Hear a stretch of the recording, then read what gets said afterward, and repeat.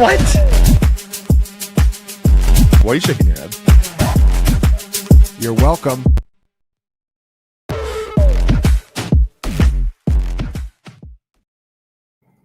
Welcome back to Tuesday night. Dynasty points post-vacation. My brain is scrambled, but we are locked in. No Lucas tonight. Work emergency. Man never sleeps. He'll be back next week.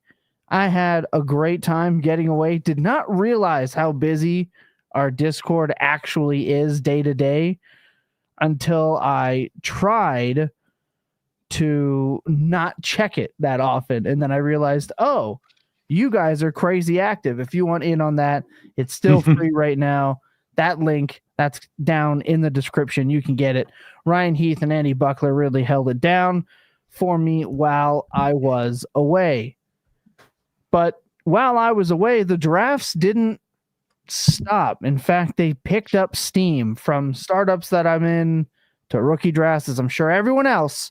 Lots of questions, lots to get to. So this is how today is going to break down. We got the feedback from the veterans episode Andy and I did before I left. And the feedback was intense. You wanted more. You're getting more of it today. Instead, though, we have a veterans debate. This is one that we were actually going to schedule up for last week. Obviously didn't need it. Last week went 2.5 hours without it.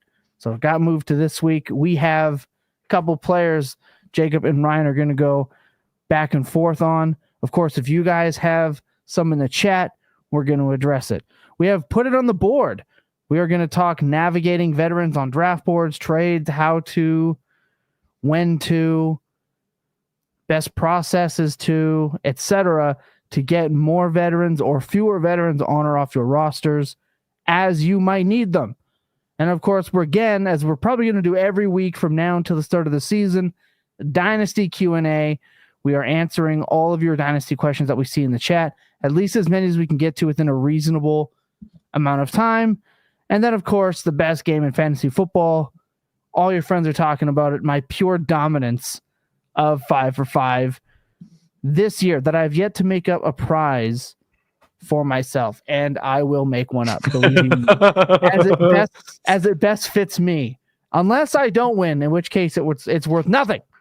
It's worth nothing. But joining me tonight, as always, is Jacob Sanderson at Jacob Sanderson, Ryan Heath at Ryan J_Heath. I, of course, Thomas Tipple at L Nostra Thomas. Met a lot of great people over the weekend. Done meeting new people. I'm ready to be here with my people, diving in to this Dynasty program as we do every week. Of course, we got veteran rankings to debate. Started off as two different players, ended up in a natural pivot a little bit thanks to our group chat. So I will kick it to Jacob. He's going to kind of run down the situation that unfolded today in the chat.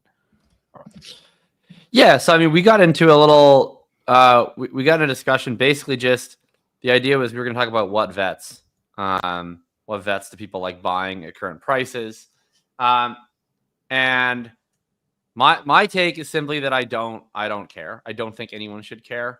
I think that when you have young players, rookies, year 1, year 2, year 3, there's a very wide range of outcomes on those players, and so any player that you buy that is in, like I said, year 1, year 2, etc., their price has a compounding effect based on the events of the upcoming season. Their price currently is an estimate of what you think they're going to do now, whether their value is going to go up and down, how they're going to produce later and into the future. And anything they do that is above or below expectations is going to have a compounding effect on their price. When you look at a veteran, though, guys that are 27, 28, 29, running back, wide receiver, you're looking at players that are more or less their price is a function of what they're going to do this year. And I personally feel like our ADP, our redraft ADP, our market projections, whatever proxy you want to use for near-term projection, is going to be more or less accurate I don't think that we have that much of an ability to beat the market as much on just pure near-term projections as we do on longer-term player evaluation from a dynasty lens. So my view is just that I get this question a ton. People are always asking me, like, what are some cheap veteran buys you should get?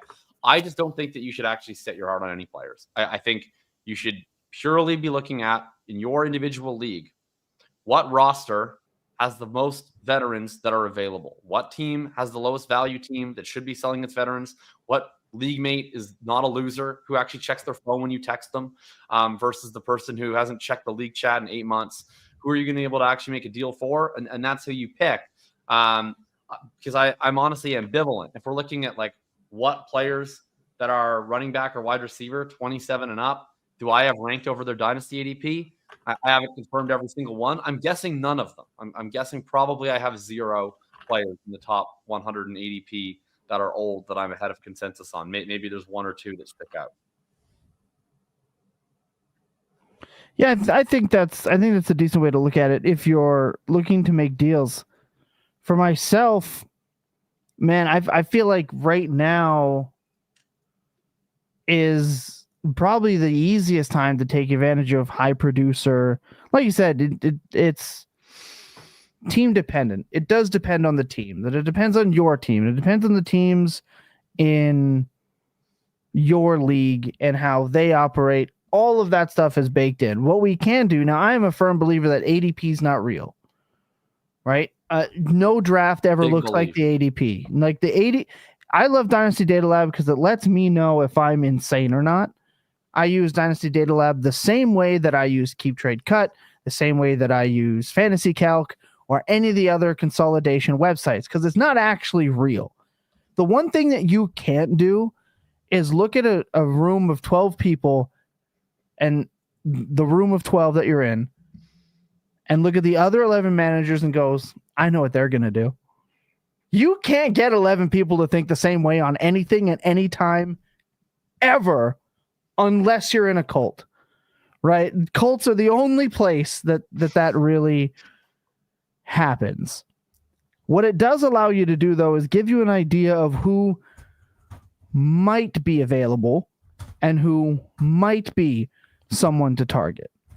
So, for example, a couple of trades happened this weekend that, man, I wish I was more active at the time that they went down. I've seen Derrick Henry traded for the 308 and a 26-3 this weekend. I have seen other vets like Josh Jacobs go for the 211, the 301, and a 27-3. These are not just nobody players. These are legitimate, high-scoring players that can not just be a fill-in or a flex. These are legitimate RB1 potential types, and not just for 1 year. Could be a couple of years for a fraction of the price for what they can and or will produce. So I think right now is a time that you can really take advantage of some of these people trying to, quote, get younger or, quote, shed points, right? Especially if they're shedding points or, quote, getting younger the wrong way. You can take advantage of that with some of these later round picks and set yourself up now instead of waiting for in season when all those prices are going to go up in season. ADP and on the board just gives me an idea of, oh, I didn't think about that guy being a buy. I'm going to go and check. So that's kind of how I look at it. And I think you should be doing that right now. Like Jacob, you said a lot of them are all the same to you. They're not for me. Like I like some better than others, but it's a personal preference in that regard to who I think is going to outperform their ADP and then who I can get at a cheaper cost than what their ADP is. To be clear, I don't mean that they're all literally the same and that I think that they're all going to score the same amount of points. I think that they all serve the same purpose to me. So like for the most part, the ones that are slightly more expensive, I like slightly more than the ones that are slightly cheaper. And I like those ones probably slightly more than the ones that are cheaper than that. But I don't really have like strong opinions about like which ones are my favorite buy. So it's like, Do I like Josh Jacobs more or Chuba Hubbard more? It's like, well, I like Josh Jacobs a little bit more. And then it's like, I look at ADP. It's like, oh, Josh Jacobs is a little bit more expensive on average. And then it's like, well, which one should I trade for? To me, it's like, well, whichever one is available. It's like the one, like you mentioned Josh Jacobs for a 2 and a 3 or whatever. Yeah, that manager sounds like a dude I want to deal with. If that manager has Josh Jacobs on his team, then I want Josh Jacobs on my team because that sounds like a price that I am A-okay to pay. Like on average, you go look at ADP, look at my rosters or look at my ranks. Again, I'm going to be under market on almost all these guys. But if you go look at my rosters, it's not like I don't roster any of these guys. So how do I roster these guys? Why do I roster these guys when I'm below ADP on it? Well, I'm probably getting a pretty cheap deal on a lot of them somewhere because I'm not ever really walking into my day going, oh my gosh, like I need to get my hands on insert 60-year wide receiver. It's more like I'm sitting there on the clock and there's a guy who puts in the group chat, looking to add picks. And I look at his roster and I go, man, I'd be looking to add some picks too because this guy is fucked. And then, I send like a disgustingly shitty offer at him. And he replies with like a slightly less shitty counter. And it's like, well, on this team, I just got Chris Godwin for the 209 or whatever. I saw him go for the 310 today. Yeah, like I don't know what people are doing with that stuff, but like it happens. And it's not anything that's like particularly discernible from looking at an ADP chart because like that's just not what their market value is. It's like way below. But you can absolutely the way I would try to put this is like that these veteran players have a way tighter range of outcomes because their value can kind of only go up so much. We already know a lot about them.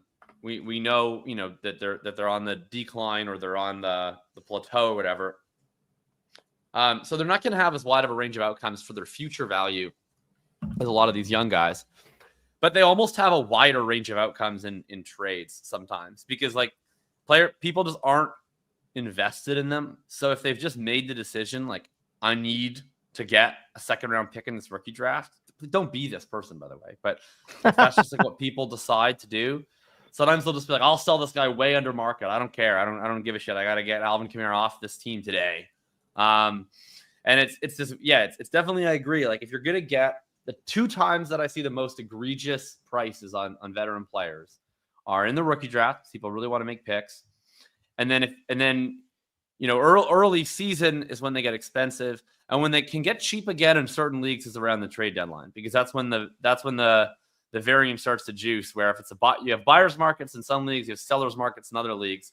But in some leagues, that's where, the people that have been patient, been trying to save out for the best price, then they're like, oh my God, now I just got to take anything that I can possibly get. So this is certainly a time that's worthwhile. I never try to do it, really. I like to make all my picks. But sometimes I even get bowled over with an offer I just can't say no to. Yeah, I kind of want to expand on a few things you said there. It's absolutely true, or I guess kind of like conventional dynasty wisdom, like the thing that people give out as like generic dynasty advice is usually, veterans, like the best time to add veterans is in the rookie draft. And there's a reason why people constantly ask us, what veterans should I be adding? This is the time to add veterans, right?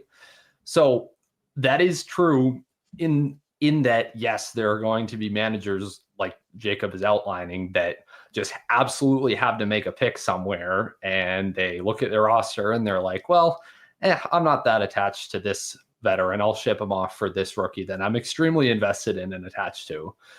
You definitely want to find those managers and take advantage of that whenever you're able to in your rookie draft. But it's not something you can really plan for necessarily. It's hard to be like, well, I know exactly which veterans I should be targeting or like that I should be shipping my picks out for when I'm on the clock. Like that, most managers are kind of like us, probably on average, in that they want to make the picks, right?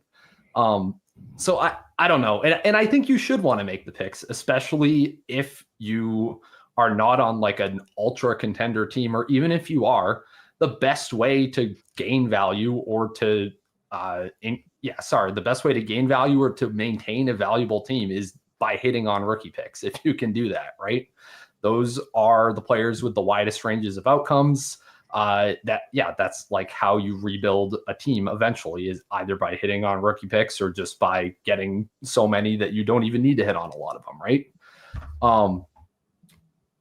But kind of stepping back, I think if you want to like say, oh, I'm a buyer of veterans, you are usually going to have better luck for specific guys during the season, right?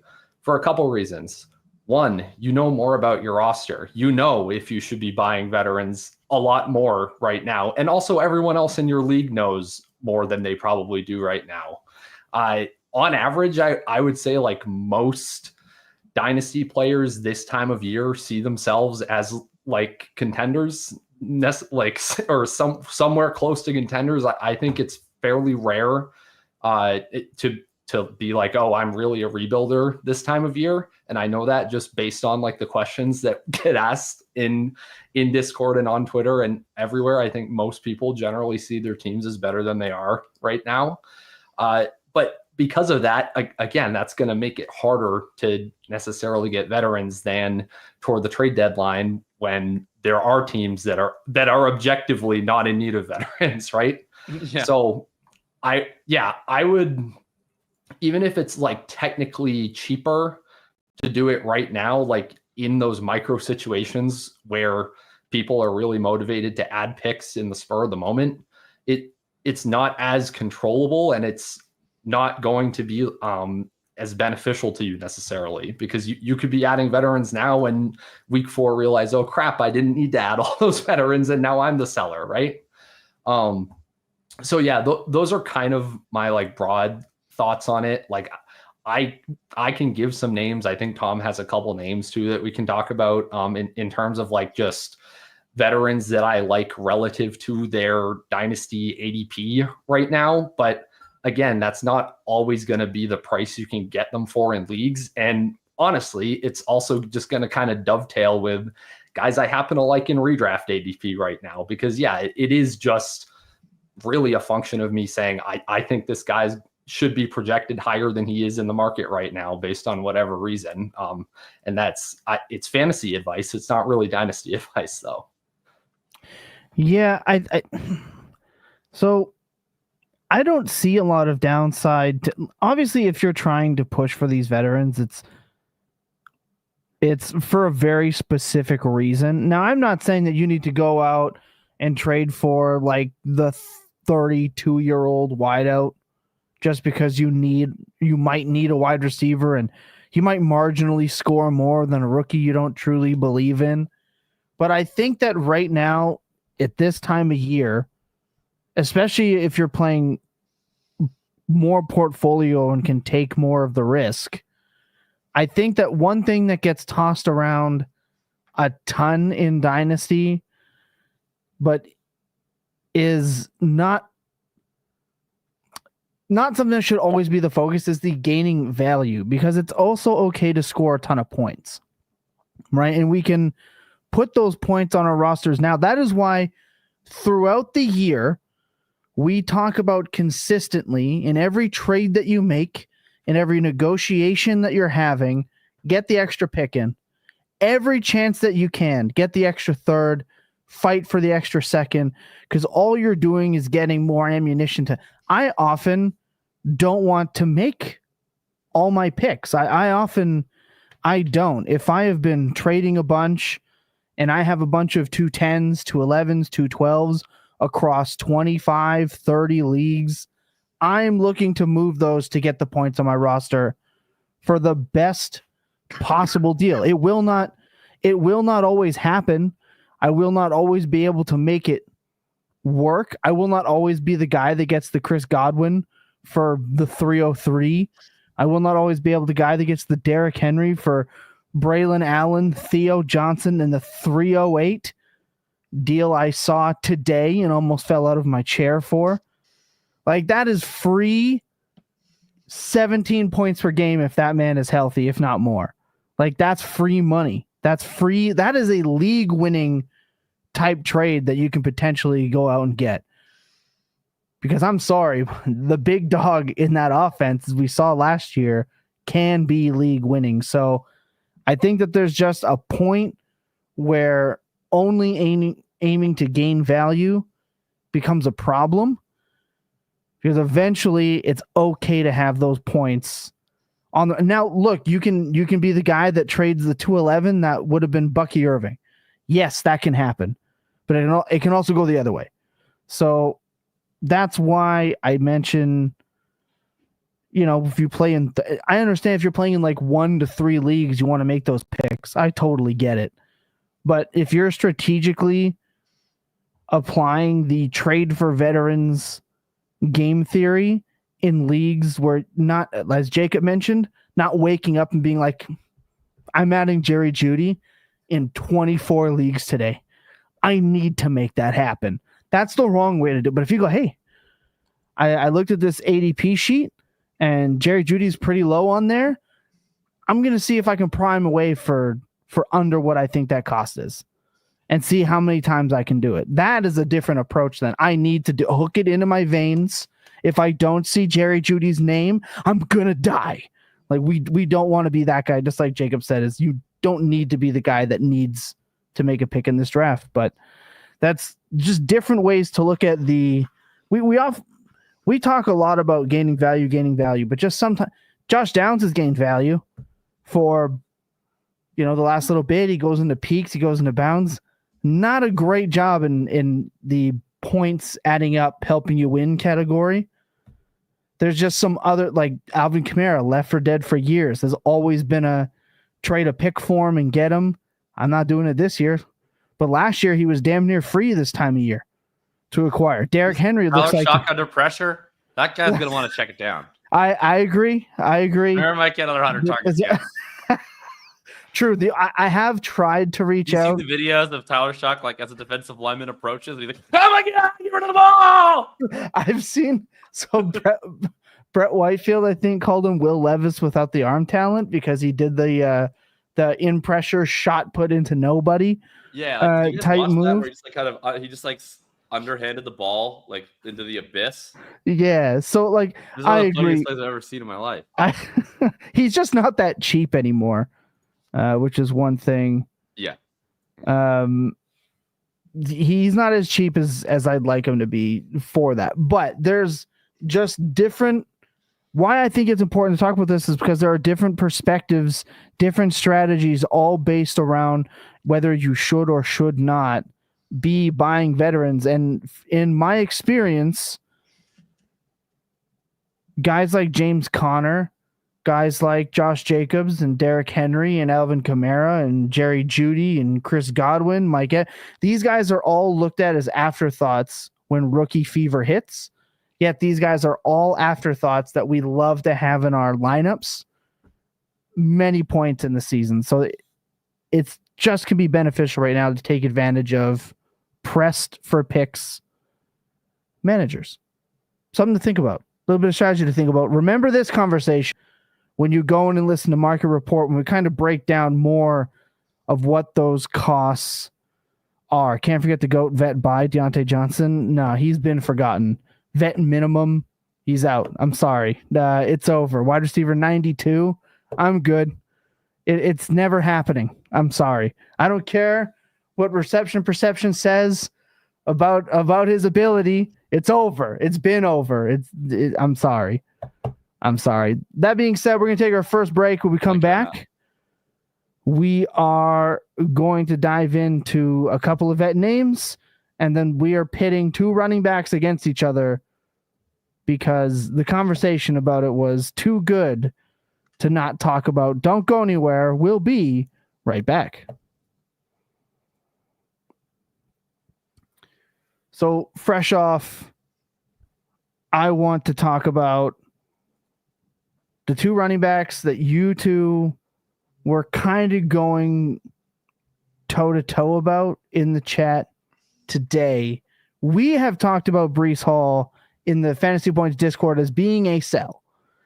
And we have been on that train for a little bit now. But Jacob, you kind of want to stand up and fight for your man here. Not kind of. Yeah, I absolutely want to buy Breece Hall. Well, let's talk about it. I mean, first off, again, when we're referencing overall Dynasty Data Lab ADP, like there's no running back that is like remotely close to a buy for me after like Ashton Genty. So I'm not like, when I say I'm buying Breece Hall, like I am absolutely not buying him.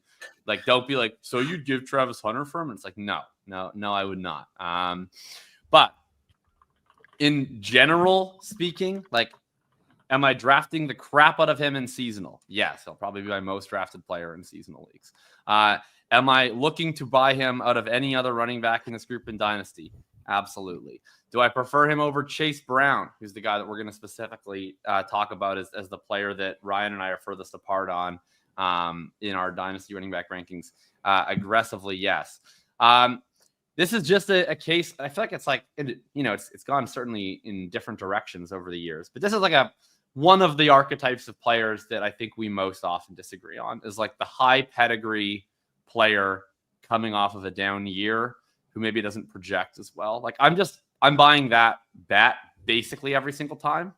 And you guys, I think are less into that exact bet.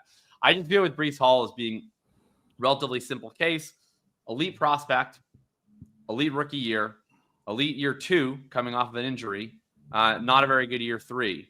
And either he's just bad now, despite being like 24 years old, or I can just buy into what the far more overwhelming evidence is on the prospect versus the most recent evidence.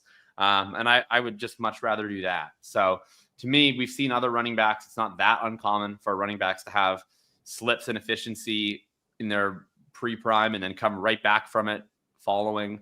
I would much rather bet on the bigger picture, and he's like pretty darn attainable. If we're talking about him versus a guy like a Chase Brown, who is a player that I roster a lot of, and I'm very grateful to for his performances last year, but frankly is a zero pedigree player, and in my opinion has never flashed anywhere close to the level of talent upside that Hall has. That's just a bet where I'm going to ride with the pedigree player every single time. Yeah. So I think kind of to your point, maybe one of like the bigger differences between us, just like as fantasy analyst, Jacob, is I think I am more of like a nihilist on running back talent than you are, at least in terms of how that translates to fantasy points and like projectable dynasty value. So I think that draft capital is super important. I think it super matters where a running back is taken in the draft. Obviously, that's going to overwhelmingly correlate with how many opportunities the team gives that running back. It's going to correlate with how long they hang on, whether they bring in competition, all that stuff. And you would also think it would mostly correlate with roughly how good the player is, right? But once we have kind of moved a few years into these players' careers and we've learned new information, I guess, about their front offices, their coaching staffs, their situations, I do think that has to fade a little bit, right? You can hold on to the pedigree for Breece Hall right now as like a high round 2 pick, like elite super athletic prospect. He was great. We all loved him coming out. Super efficient first couple years, but as you mentioned, lots of injuries, which the NFL definitely cares more about than we probably do sitting here in our chairs in terms of is their it a view bunch of of injuries player. or is it one injury?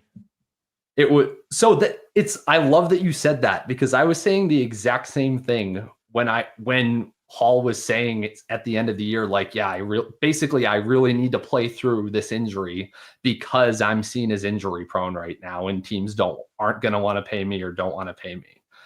That was like either straight from Hall's mouth or like from his agent's mouth, basically saying, yes, guys, he's playing through injury. He's durable. He can do it. It was very clear to me, like late 2024 season, that was what Hall and or his agent were hearing a lot. Yeah. Right? I mean, I'm sure he was playing through stuff. I'm not saying he was like totally healthy. I don't know. I assume that most running backs are playing through injury in week 17 of even if they haven't missed time.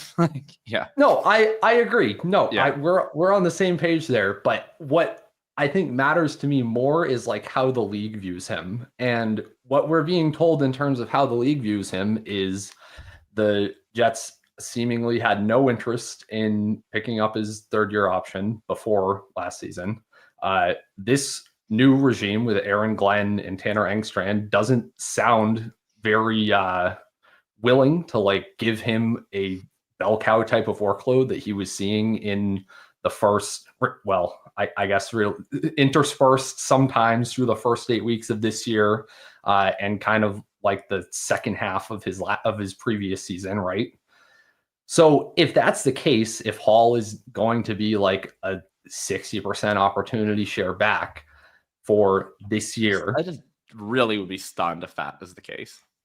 That was the case for like a lot of his games this past season. It was kind of weird, like the usage. It was the case like towards the end when like the season was toast for like a couple of games, but it was not the case for a lot of his games. I don't know. Oh, I should have pulled up like the XFP charts and stuff for this, because there were a lot of weeks where it was like, oh, Breece Hall is like a 55% snap share player suddenly. Okay. And like Braylon Allen is terrible, but is still getting touches. I was going to mention, do we not remember like the first 4 or 5 weeks of the year where it was like Braylon Allen's taking over now because Breece is cooked? He's like a top 15 dynasty. I was getting him for first straight up for a couple of weeks, like at least 4 or 5 weeks. Then out of nowhere, Davis comes in. Then it becomes a 3-man rotation. Then we're all hoping, oh, it's down to the goal line. Breece Hall's definitely getting this carry.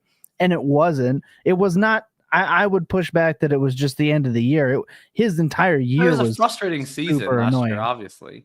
But like in terms of how I just think Ryan's running with a lot of like coach speak assumptions on a regime we haven't actually seen operate yet. Like I believe they don't want to extend him. Obviously, otherwise I think they probably would have extended him by now. That I buy. I wouldn't put a lot of that on how the league views him. I guess that tells me a little bit about how like the Jets general manager views him right now. But in terms of how the league views him, like, I guess probably the Jets might take a second round pick. I don't think there's that many teams that are like, how many star running back trades do we see in the NFL? Like not a lot of them. So I don't know that this like tells us really frankly anything about like what would happen if he became a free agent tomorrow. I think there'd probably be a lot of teams that'd be very interested. And how, in terms of the Jets coaching staffs view him, well, we haven't seen it yet. I wouldn't be surprised if we just walk out and it's, oh, Breece Hall got a 78% snap share in week 1. And we just like spent a lot of time talking a lot about a quote that was basically amounted to, yeah, we got a few good guys and we're going to see how they work. And then what I would be even more surprised by is possibly, like I said, he wasn't very good last year. His role declined last year in relation to him not being very good last year.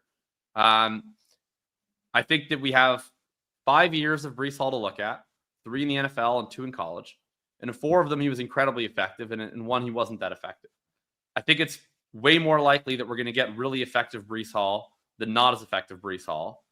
And I think that if really effective Breece Hall walks on the field next to Braylon Allen and Isaiah Davis, whatever the plan was for their opportunity share is going to immediately change, and they're just going to fill up carries to the way more effective running back. If he's not as good as if he looks like he did last year, then you're totally going to be right. I just am betting that that's not how he's going to look this year, because that's not how he's looked at any other point in his career. I think my issue is like, if he looks the same as he did last year, even if he is getting like most of the workload, if he looks the same as he did last year, the Jets likely aren't re-signing him. He's going into the open market. It sucked to not be on the Jets. So yes, you generally want the team that drafted a player to re-sign him, because that is generally a signal that they're good. Yes, it would be nice if he went to like the super sick running back landing spot. Barkley. But this is what I wish the Titans kept Derrick Henry. But this is what we say about every running back in the draft, and it's what we say about every running back that might be approaching free agency is, wow, he could go to a better spot. No, most of the spots like aren't going to immediately. I mean, we just saw the top 3 free agent running backs literally last year all go to way better spots and score more points. Those also just happen to be all like of whom the had bad efficiency 1% years of and then spots. got wrote off because of bad efficiency. We've also better spots. So also something to look at is Scott talked a lot about our film charters, all mentioning that even in Breece Hall's comeback year, that the step's not the same. So his burst isn't the same. That carried into last year where a couple plays, not even just a couple, just I remember the specific weeks where plays that should have been housed or would have been housed. If there's signs that he's legitimately lost a step, like we'll see like more than a year post injury, etc. Like what he was able to kind of come back and do was kind of amazing. That production was a little weird if I remember correctly to begin with. But if he's lost a step, I think that matters as well. But I'm at the point where I was at a point where Breece Hall was a major sell when you could still get like an absolute bankroll for him. But as is tradition on this program, every player can become a buy. And I'm not quite there yet. But boy, is it getting close. Just for me personally. How I like really, and Jacob, you can absolutely step in and say like this is wrong and you should just have conviction in the player and expect a good player to get re-signed to a reasonable contract where he's gonna still have work. It really matters to me that Chase Brown is still on, just to transition to Chase Brown a little bit, that Chase Brown is still on the rookie deal. He has 2 years of relatively easily projectable, like top 12 running back workloads upcoming. It's debatable if Hall's getting that this year. And then if he doesn't, if he fails this year, then it feels like catastrophe. It's like, oh, maybe if the league views him kind of how I've been narrativizing, then he probably catches on as like the lead in a committee somewhere else.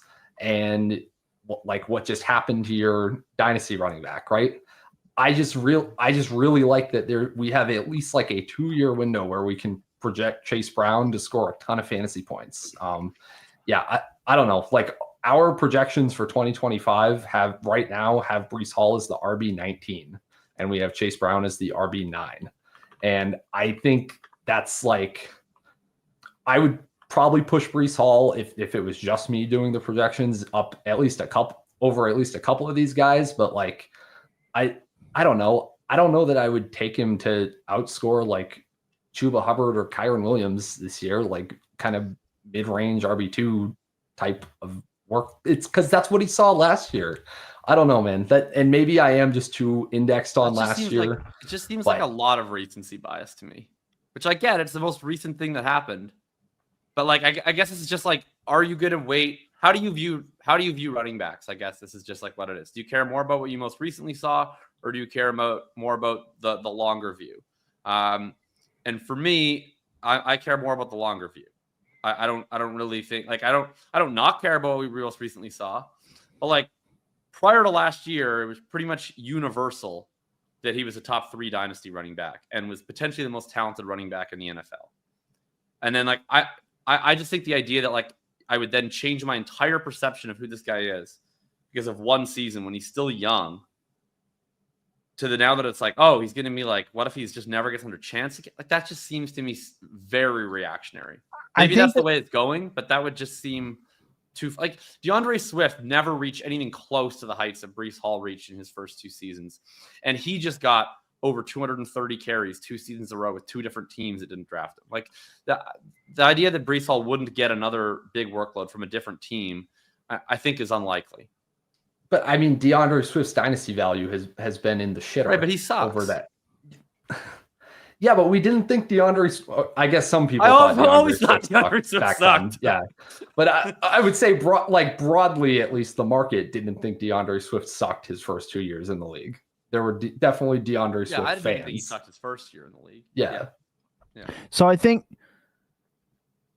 the way Jacob looks at this in terms of, you said you're looking to say the future. I think that there's extremism on both sides. It's like, if you look into the future, it's like obviously best case scenario. That's why we want to buy. And then there's, doom and gloom. It's over for him. He's cooked on the other half.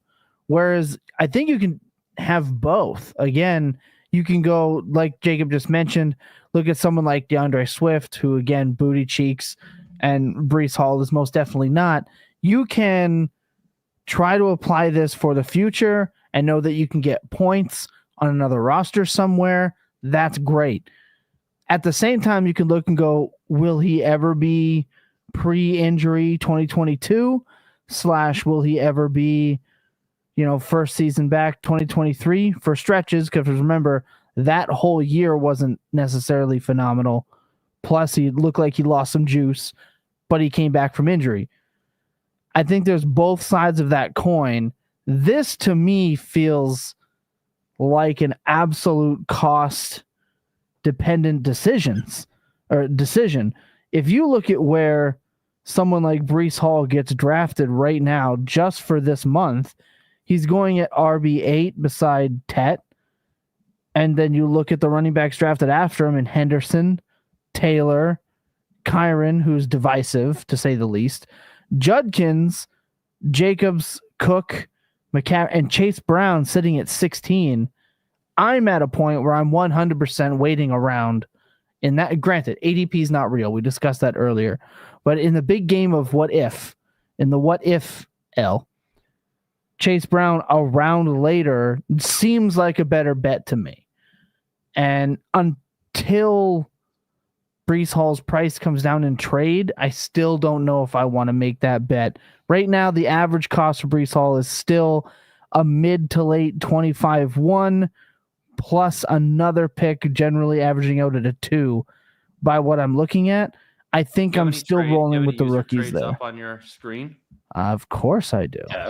Yeah, because the trades are what's really going to make the difference. Because if we're just going off ranks or ADP, I have Hall ranked as my RB9, which the only non-consensus guy I have above him is Chase Brown. So it is more of a Chase Brown stance. I probably actually I literally also have him ranked RB9. So it's way more about Chase Brown. You just brought up Breece Hall. Right. I just think you're Chase Brown. Okay. Yeah, that's so we have Breece Hall. We have Breece Hall and a late 25-2 or the 106 and the 205.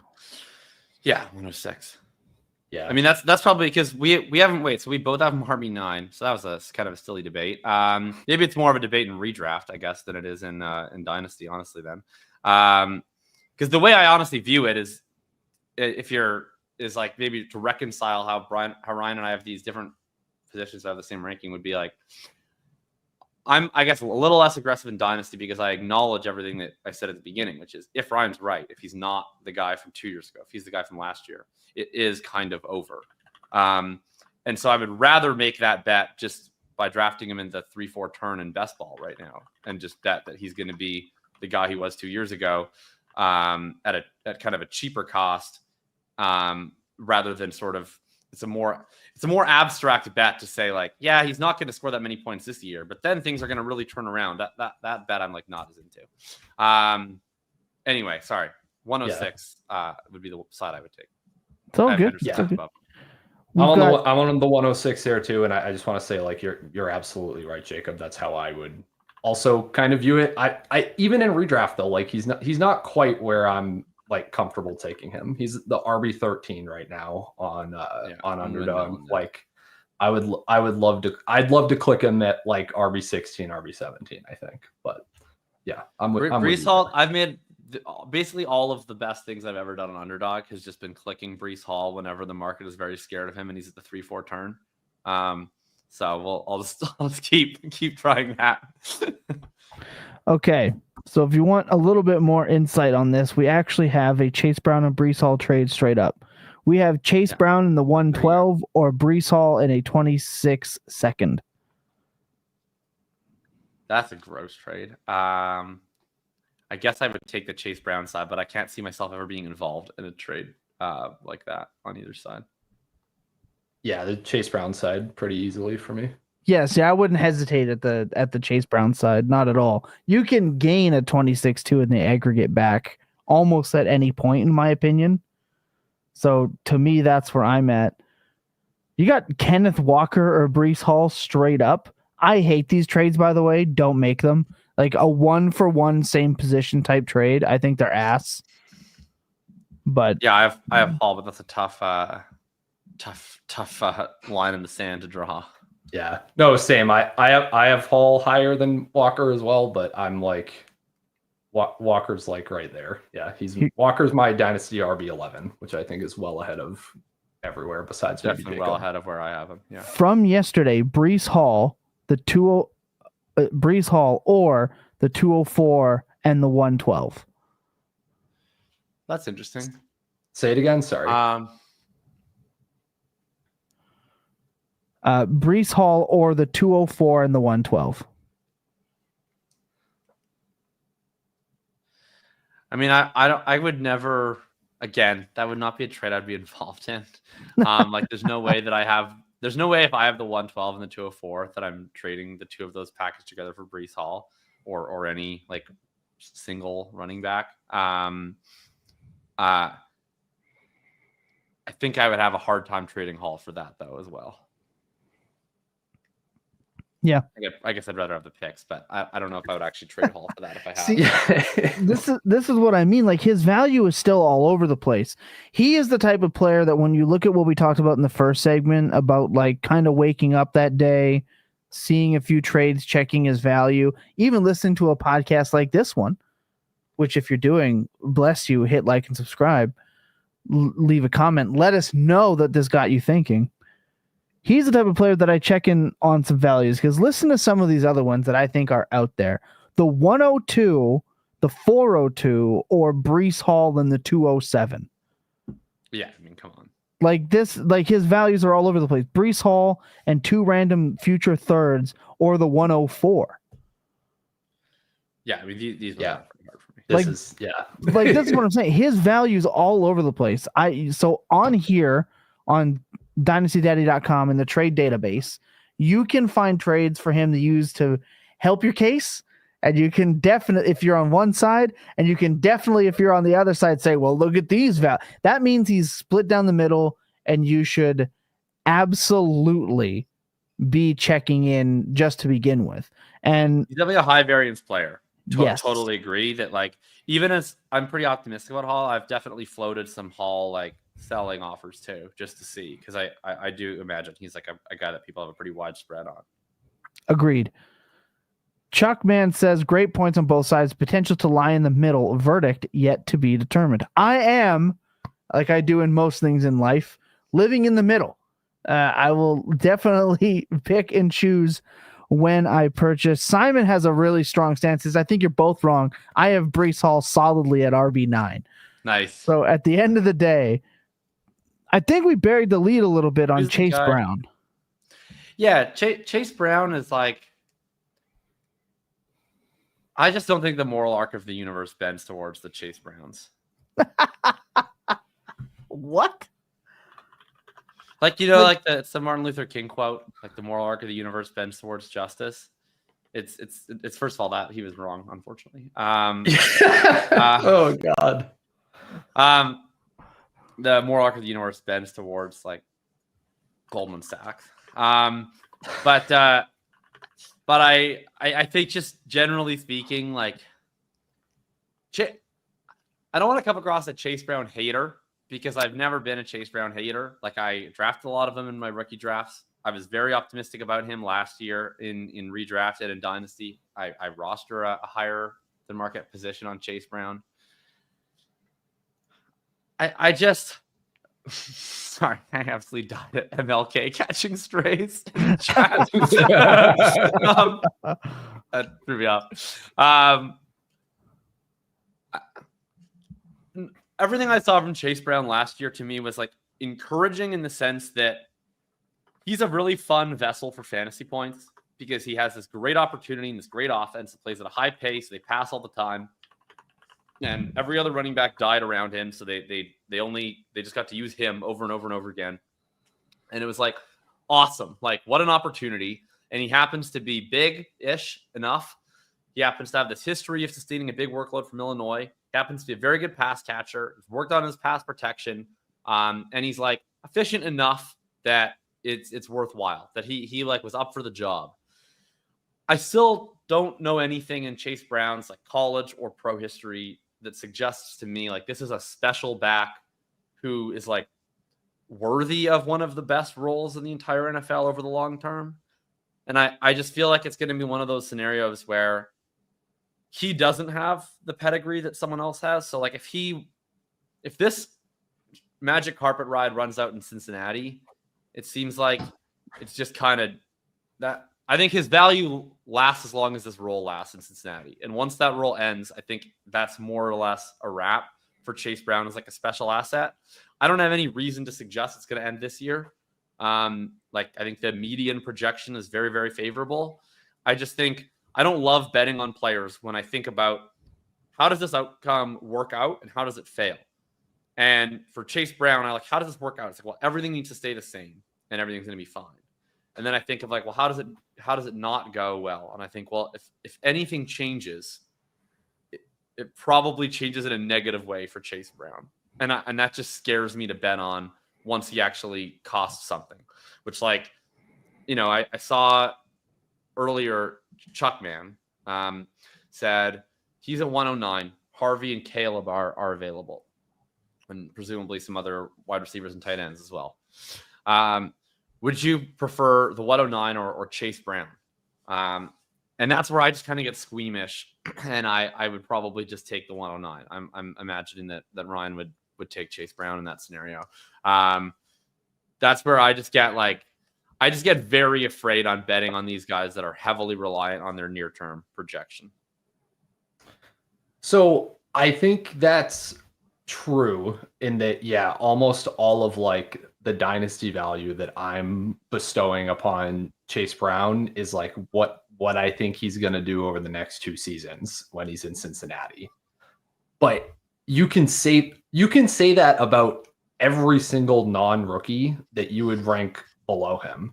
And like we can definitely maybe like maybe this is the more actionable debate is like RJ Harvey or Chase Brown. And I fully am happy to admit that I am off the market on this one. Like I think the market generally would prefer Harvey.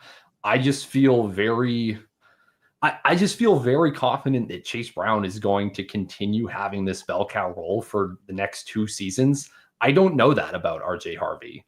I think RJ Harvey's a really fun fit in this Denver offense. I think it could be a ton of fantasy points. But the median projection, especially for this year, certainly isn't as high as for Chase Brown. Like, I don't know, that's like at a point where I'm just getting, if I feel I'm getting multiple years of elite production, then I'm going to go with that over like the prospect they probably reach for a little bit that should be in like a really good and fun role that I'm a big supporter of, and I have Harvey above market as well. But yeah, I don't know that I think I'm just really optimistic on the Chase Brown stuff. And it's because of kind of what we've been talking about, Jacob, for the last however many months that you always bring up. Like the Bengals just don't value the running back position that highly.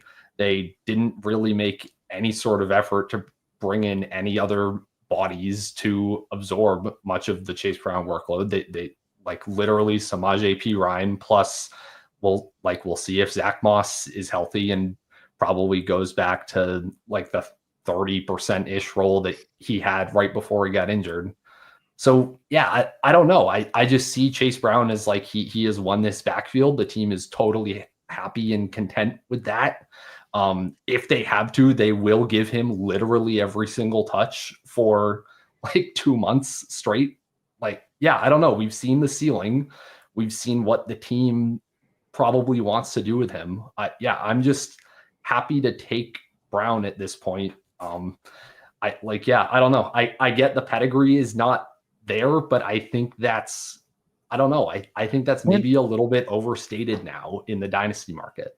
I think when you look at when somebody is basically Ohio Christian McCaffrey for a season, at some point pedigree. Now, granted, look, he wasn't a high draft pick, and those guys for value are always capped.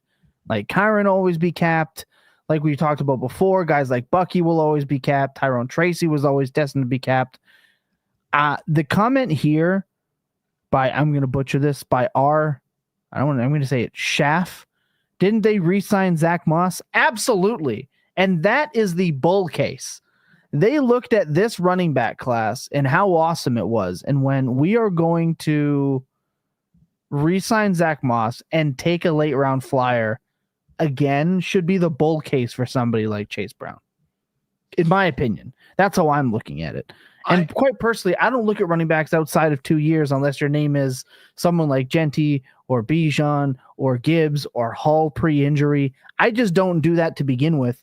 But you're also not making, if you click RB16 Chase Brown, that to me is not a move that I think would crush your teams to the point where you couldn't recover. It would not nearly do as much damage as like Christian McCaffrey being clicked at like 8 or 10 last year would have done to your dynasty teams. So I don't care about like, I thought about the pedigree. I care a little about I care more than a little about the pedigree, but it's way less the pedigree for me than just I don't think Chase Brown actually does anything all that special on the field. Like I think like if Chase Brown turned an ankle and they just decided for whatever reason we're obsessed with having a 90% snap share and we've decided to give it to Taj Brooks, like I don't think anything would really change about the Cincinnati Bengals offense. And that just like deeply concerns me because then it just makes me feel like he's just like, it just makes me feel very concerned about his level of risk associated with almost any externality that comes his way, be that injury, be that someone else playing really well on the team, be that just a change in coaching philosophy, a change in coach period. I just think almost anything that is a change event hurts him. Now, I also don't think he's like bad. There's nothing in his efficiency profile that suggests he's like a liability out there. He's just fine, which is like you can spin it either way. It's like he's good enough that there's no reason to change anything. I just think he's not good enough that there's a reason why they have to be continuing to install him this way if for whatever reason something changes. And things always change in football. Like Bucky Irving doesn't have any pedigree. But that doesn't worry me at all because I watched Bucky Irving play last year and I think he fucking rocks. And so I'm willing to bet on his talent in the face of anything that could possibly come his way because I think he's so talented that teams are going to find a way to give him the football because it really benefits them to do so. I think Chase Brown was good enough to take advantage of very good luck and it likely will continue. But like, I just don't think any of us have like really any edge at predicting long-term running back opportunity. Like we can all sit here and agree that in the short term, what matters the most for running back is opportunity. That's like indisputable. But like, I don't know, Ryan, you were like, I have a lot of confidence he's going to have this role for 2 years. I don't have any confidence he's going to have that role for 2 years. And it's not like I have confidence that he won't either. I just don't know. Like I have no more ability to make that bet than anybody else in the chat because to me, it's largely something that the Bengals are just going to decide. And he's either going to be a beneficiary, a victim of circumstance. And if I'm making bets, I would just prefer to make bets on things that I think I have a little bit more ability to decipher, being talent bets, and kind of just let the market price the opportunity aspect for me. Yeah, this is why I love this podcast so much because we all play this game so differently. I don't try to evaluate talent. That's just the one thing I'm never going to try to do because I suck at it. Right. So for me, it's amazing offense. Cost doesn't match his production. Cost doesn't match his projected production. Cost also doesn't match what he could do for that team. And then it looks like, team didn't prioritize replacing him. I'm going to buy. Like to me, that's what does it for me. So I totally respect that I don't think the talent's there, the talk of the pedigree, everything. And then I also respect Ryan's side of the conversation and Debro talking about his efficiency. I just think the Bengals, period, were not a super efficient teams in terms of the ground. But we were complaining about Joe Mixon for forever in that regard as well. The offense is just awesome. And their defense is still ass. So if you put all those things together, if he is a cheap, explosive, league-winning running back in this offense for a year or two, and I say a year or two very loosely because, again, we don't know what's going to happen. I'm not afraid to make that bet because I don't think the cost to acquire destroys your team. So to me, there's little risk and way more upside to me than to be, again, poking around your league and seeing how many Jacobs there are out there that are skeptical. Because as I'm looking it up, and I say that tongue in cheek because I know you're not making deals like the ones I'm going to mention, but DK Metcalf straight up. You have Keon Coleman and a 26-second being traded for Chase Brown. That's a fake trade. Come on. You Thomas. have DK Don't say that Metcalf one. and the 205 being traded for Chase I Brown. would trade Chase Brown for DK Metcalf in the 205. See, I would not. I I would not at all. No chance for me.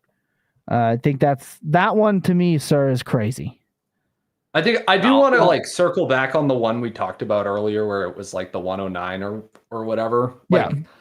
Yes, I have Chase Brown ranked above like the Harvey or whoever the player is you're going to take at the 109. I also recognize that I'm so far above market on that if you like have the 109 and you're on the clock and you're going to like pick RJ Harvey or should I trade this for Chase Brown, you should probably just pick RJ Harvey and try to get Chase Brown some other way. That would be like my canned advice, I guess. But like I will stand on the ranks and say like I'd rather in a vacuum, like ignoring like how I get there, than I'd rather have Chase Brown on the roster. Yeah, I mean, the market has gotten way better at pricing these types of bets. Like, if this was Dynasty 8 years ago, I wouldn't have to be remotely nuanced. I would just be like, sell Chase Brown. You can trade him for Ted McMillan. Like, it would just, like, the game is way easier. Like, Chase Brown has been priced instead this year at, like, a cost that I think makes you have to stop and think because there is there's easily a path for him to exceed his cost in return. And I mean, like I said, I'm pretty well above market on Chase Brown because I had a lot of him last year and I've put him on the block basically wherever I've had him. But I haven't gotten anything yet that's tempted me. I still have all the Chase Browns that I went into the offseason with. And I'm not in the mode of like fire sale. Like I need to get my price on him to be comfortable moving him because I totally agree. He has like top 5 running back upside this year. And I think he'll project that way in week 1. And then it's just, to me, it's a matter of like, you're just hoping that nothing changes. You're just hoping that everything just stays right on the tracks and you can just ride it out for 17 weeks. I hate making those bets, but I agree it's like a reasonably well-priced one. Yeah, like the market in terms of startups probably doesn't reflect what his real life in league cost is. But again, like I have no problem clicking the button in startup and I have no problem poking around and asking around my league to see what his cost is. And I think you should be doing that. Josh asked a good question. Cost adjacent, isn't Taj Brooks just a better bet? Arbitrage on last year's Zach Moss as the starter. I not really in my opinion, but like obviously he's going to be cheap enough that you can acquire for nearly free. So I think you should do that. The bets are way too far apart for me to say like this is the better bet or whatever. They're completely different bets. The Chase Brown bet that was his role. It's probably starting as his role, and I hope that it just stays his role. The Taj Brooks bet is completely different. The Taj Brooks bet is just, hey, look what a reasonably average running back can do in this offense. Maybe there's a 2% chance that somehow Taj Brooks stumbles into this. And I get to do that for like a 409 rookie pick. I wish that they had drafted someone more exciting than Taj Brooks. And if they had, then maybe I would be more like actively anti-Chase Brown and more pro that guy. I don't have a Taj Brooks tape. He's just a guy to me. I don't know if anyone else has like a Taj Brooks. No, he was a Twitter favorite that got absolutely nuked in my opinion. He's fine. Like I think he knows what to do. I think he like understands how to play the position. I think if he somehow worked his way into touches, it would not be a disaster by any means. But I don't see how he's gonna like demand his way onto the field ahead of the guy who's already the incumbent, who's totally fine. Like I don't think Chase Brown is going to do anything to lose this job outside of getting hurt. I think he's totally fine. So I just want to point out, like, first, the difference last year, this time, so in May, the bet was that Chase Brown was the RB 39, and that was a bet I really wanted to make. Yeah, and Zach Moss was RB 34. So it's not quite the same bet. And yeah, the NFL did not love Taj Brooks the way Twitter did. So that's there's something to be said for that. I'm not allowed to say anymore, but okay.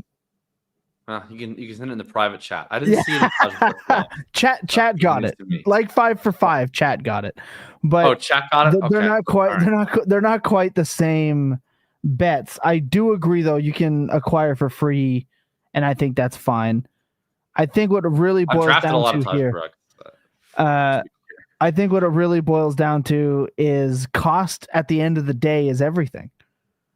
So that's where it comes down to every player is a buy, every player is a sell. It's who can you pry these players from and for what cost, and how much can your team survive that bet should it go wrong.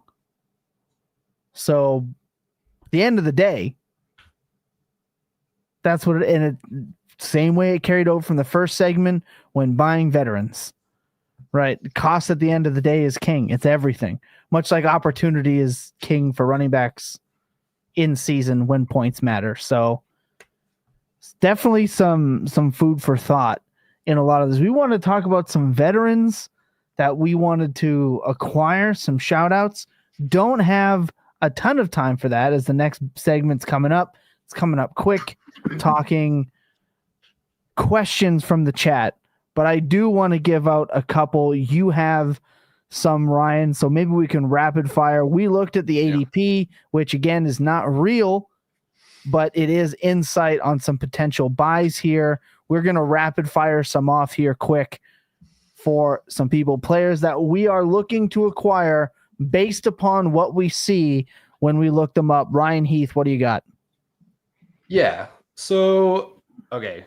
We'll start with a running back. The caveat is, like, am I ever sending the rookie pick that I would need in order to get this running back according to Dynasty Data Lab? No, I am just clicking Bashal Tutin in the rookie draft. I am not sending away the Bashal Tutin pick for Tony Pollard. But relative to like every other veteran running back, Pollard is the RB 33 on Dynasty Data Lab. It seems very low to me. And again, this is literally just like a this year, what do I think his workload and what do I think the offense is going to be like take. I mean, so also applies to redraft, like 1-to-1 pretty much.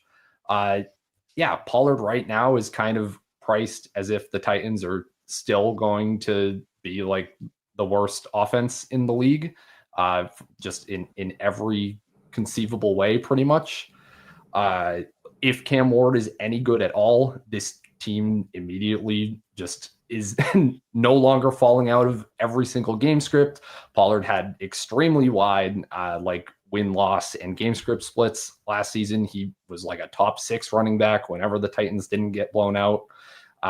Even in games with Tajay Spears, he was like a top 12 running back just by workload. So yeah, that's like the cheap veteran running back, I guess. And then the only other quick guys I would just want to say are Brenton Strange is the tight end 26 for some reason still, like apparently can be gotten for like 3rd round picks. I'm totally fine doing that. It's an offense I want to buy pieces of. They didn't replace him at all. Yeah, give me Brenton Strange. And similar with Dallas Goedert is just way down tight end 23 at the moment. For me, it's like but I would buy Goddard with like the understanding or the hope that he gets traded, just because I think any team that's trading for him is probably going to use him. He's still a really good player. I don't know if he ends up, the cost to acquire is not high. if he ends up on like the Chargers or the Bengals or whatever, it's like wheels up and you just got like a free tight end one for this year probably. So that's kind of where my head's at with those guys. Yep, fine buys at price for me. Kyler, as always, he's just kind of being left again at that fringe QB1. He's probably the most acquirable fringe QB1 that you can go out and purchase. He's being drafted QB 13. I just drafted him in a league 2 days ago, and I got him QB, I believe, 14 in that league specifically. He's just free. This is the first year he hasn't been inside the top 12 in points per game in a league in a year that he's played a significant amount of games. He's just free. Go buy always. And I want to talk about the Browns wide receiver core, excluding Deontay Johnson, because you're never talking me back into him ever. But Jerry Jeudy at wide receiver 36 and Tillman at wide receiver 63. To me, these are again, Jerry Jeudy could be your 5th wide receiver on your dynasty team. He's not old by any stretch, and his end of the year run was insane, and it's very hard to put that back. Not to mention, he left a lot on the table with the ass rotation of quarterbacks that the Browns were using. Guess what? The Browns will once again have an ass rotation of quarterbacks until someone takes over. Potential to get the Joe Flacco boost, if there is still one to exist. Worst case scenario, he gets a semi-accurate quarterback that can throw across the middle. Who knows? But to me, at wide receiver 36, I think he definitely outproduces that cost. And Tillman was unreal last year, pre that concussion, completely derailing the rest of his season. He, to me, is worth a flyer on your bench. Wide receiver 63 could be your like 16th wide receiver on your roster. Kind of a free click. I mean, what do you have to lose in that regard? So those are my 3 players that I looked at the board quick and went pretty damn good. Like the Browns wide receiver pricing is like they're still drafting Hunter. That's what it looks like. To me, it doesn't look like it changed at all. So I like it. It looks like Jacob has written in 2. So I actually have 3 2. even. I even have 3. I have one I haven't even written in. Just because I'm feeling like it. So first one, surprising to absolutely nobody. The QB 28 right now in ADP, despite locking in 3 years at over $40 million per, being generally awesome, playing on the Las Vegas Raiders, on a team that is probably going to be top 5 in plays run. Chip Kelly is. Every single time that he calls plays in the NFL, they run a shit ton of plays. They have an offensive line that they invested in. They added Jack Bash to play with Jacoby Myers, to play with Brock Bowers. They have Ashton Genty as a running back. It's obviously going to be used to bring heavier boxes, but also is very effective in the passing game. They invested like basically their entire day 1 and day 2 picks into offense. It was 2 offensive linemen. It was Jack Bash. It was Ashton Genty. And I just think this team is going to be like way better than anybody expects. I've bet on Raiders over. I've bet on long shot bets for the Raiders to make the playoffs, to win the AFC West. Brock Bowers, offensive player of the year. Obviously I have Ashton Genty rookie of the year, but that's not really going on a limb. And then, so I'm just Geno MVP is 150 to 1, by the way, if you're interested in that one. I did take that might be pushing it a actually. little bit. But I mean, why not? I want to add it to my bag. I think it's, I think it's extremely likely that you're going to get at least 2 years. And I would say over 50% chance you get 3 years of starting quarterback play from Geno Smith, probably somewhere between QB 12 to QB 18 in each of those years. You can get him for potentially like outside the teardrop in your rookie draft. Like you get him for maybe like the 208 and like a 26th third or something. You know what he reminds me of? It's just going to solve your QB2 for like a multiple years, and he's going to have legit upside. You know what he reminds me of? He reminds me of Derek Carr over the last like 4 or 5 years. Yeah, he's kind of taken that place. Yeah, he's taken Derek Carr's place because Carr would be ass for an entire year. And then all of a sudden for 4 games to 5 games, he's just Patrick Mahomes and helps you win. Like he's awesome for that. And he somehow settles in and around. I remember when Chase Vernon used to talk about how Derek Carr was perennially slept on because he just always could never get over the finish line for top 12. It was just like a step below the Kirk Cousins line. This is new Geno. Plus, I understand that they're probably going to have a high neutral script run rate, but they're going to run so many plays that even if they're run heavy, it's going to be fine. And look who's in their division, man. They got the Broncos, they got the Chiefs, they got the Chargers. They're in the AFC. They're going to have to throw to stay in these games late because they're going to be chasing points against a lot of these really good teams. Next one, cycle of Dak, QB 22. Just the disrespect for this guy. I mean, he's only 32 years old. He, as recently as 2 years ago, was second in MVP voting, third in MVP voting, something like that. He was one of the best quarterbacks in the NFL. Then gets hurt last year, but previous to that, had 4 straight top 15 quarterback performances. When he is healthy on the field, he is about as locked in of a QB, of a low-end QB1 as you're going to find. Just incredibly consistent at hitting the low-end QB1 rate, especially in 6-point passing touchdown leagues. And I assure you that Dak Prescott is going to play more years as an NFL starting quarterback than the duration of 98% of the dynasty leagues that you're in. If you're afraid of a 32-year-old quarterback being old, think about how long you think Dak is gonna be a quarterback for. Probably 37, 38. That's what Matt Stafford, Kirk Cousins are right now. It's probably a reasonable bet. He's gonna play 5 more seasons. How many dynasty leagues have you been in for over 5 seasons? I'm guessing probably not a lot. Yeah. A couple, but not a ton.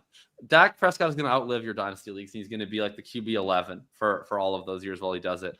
And the last guy I'll touch on, the Prairie Yard King, Calvin Ridley, who I've seen go for some abominable trade packages. Yes. I saw him go for a late 3 and a 4.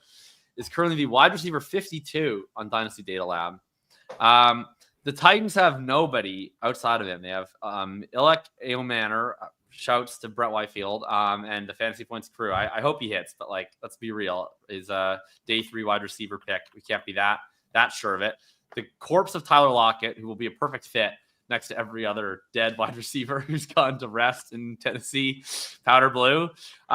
Something called Chimere DK, and then I don't know, a bunch of other guys I've never heard of. So Ridley, he's just going to continue cranking out 27% targets per or 27% targets shares, 40% air yard shares. He's going to score 2 more expected fantasy points than real points. I understand that. But if you believe in Cam Ward at all, then Ridley has a lot of sneaky upside to just dominate volume in a potentially improved offense, and he's extremely free. Thank you for mentioning Calvin Ridley, because I had so many conversations and arguments in this rookie draft cycle that we're still in about how he should be in that second tier. He's the NFL 101. We should just be in elite. He's locked in safe. He's got security, which in my opinion is still overblown because it doesn't really exist in the NFL for quarterbacks at all.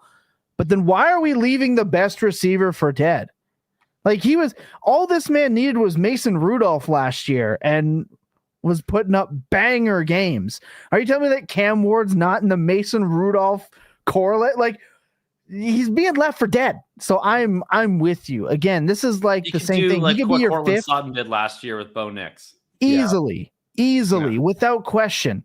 So yeah, he's an absolute steal right now. So that one off the top rope from Jacob was a phenomenal mention. We have Ridley projected as a top 24 wide receiver. We got into the projections meeting last week, and I'm like, Chris Wecht, genius projections guy, love him. I'm like, Chris, we can't do this. We can't have Calvin. I know Ridley. it feels gross. He's gross. I agree. He's gross. And he's like, dude, I know. I have tried everything to get this guy down. There's nowhere else to put targets. There's nowhere else to put the production. This is what we have, and I'm sorry. So that's what it is, guys. Ryan, you wanted to hit one thing before we get into the questions. Let's get that before we roll in. We're an hour and 20 in. Oh yeah, sorry. Just as I was talking, Brett Jones was telling me, buying for what? Hitting me with the challenge. Don't give us empty dynasty content, Ryan. Tell us what you're buying for. So define cheap. What are you giving up for Pollard, the 203? I alluded to this earlier, but I'm not giving up any rookie pick that I can draft Tootin with is basically my rule for Tony Pollard.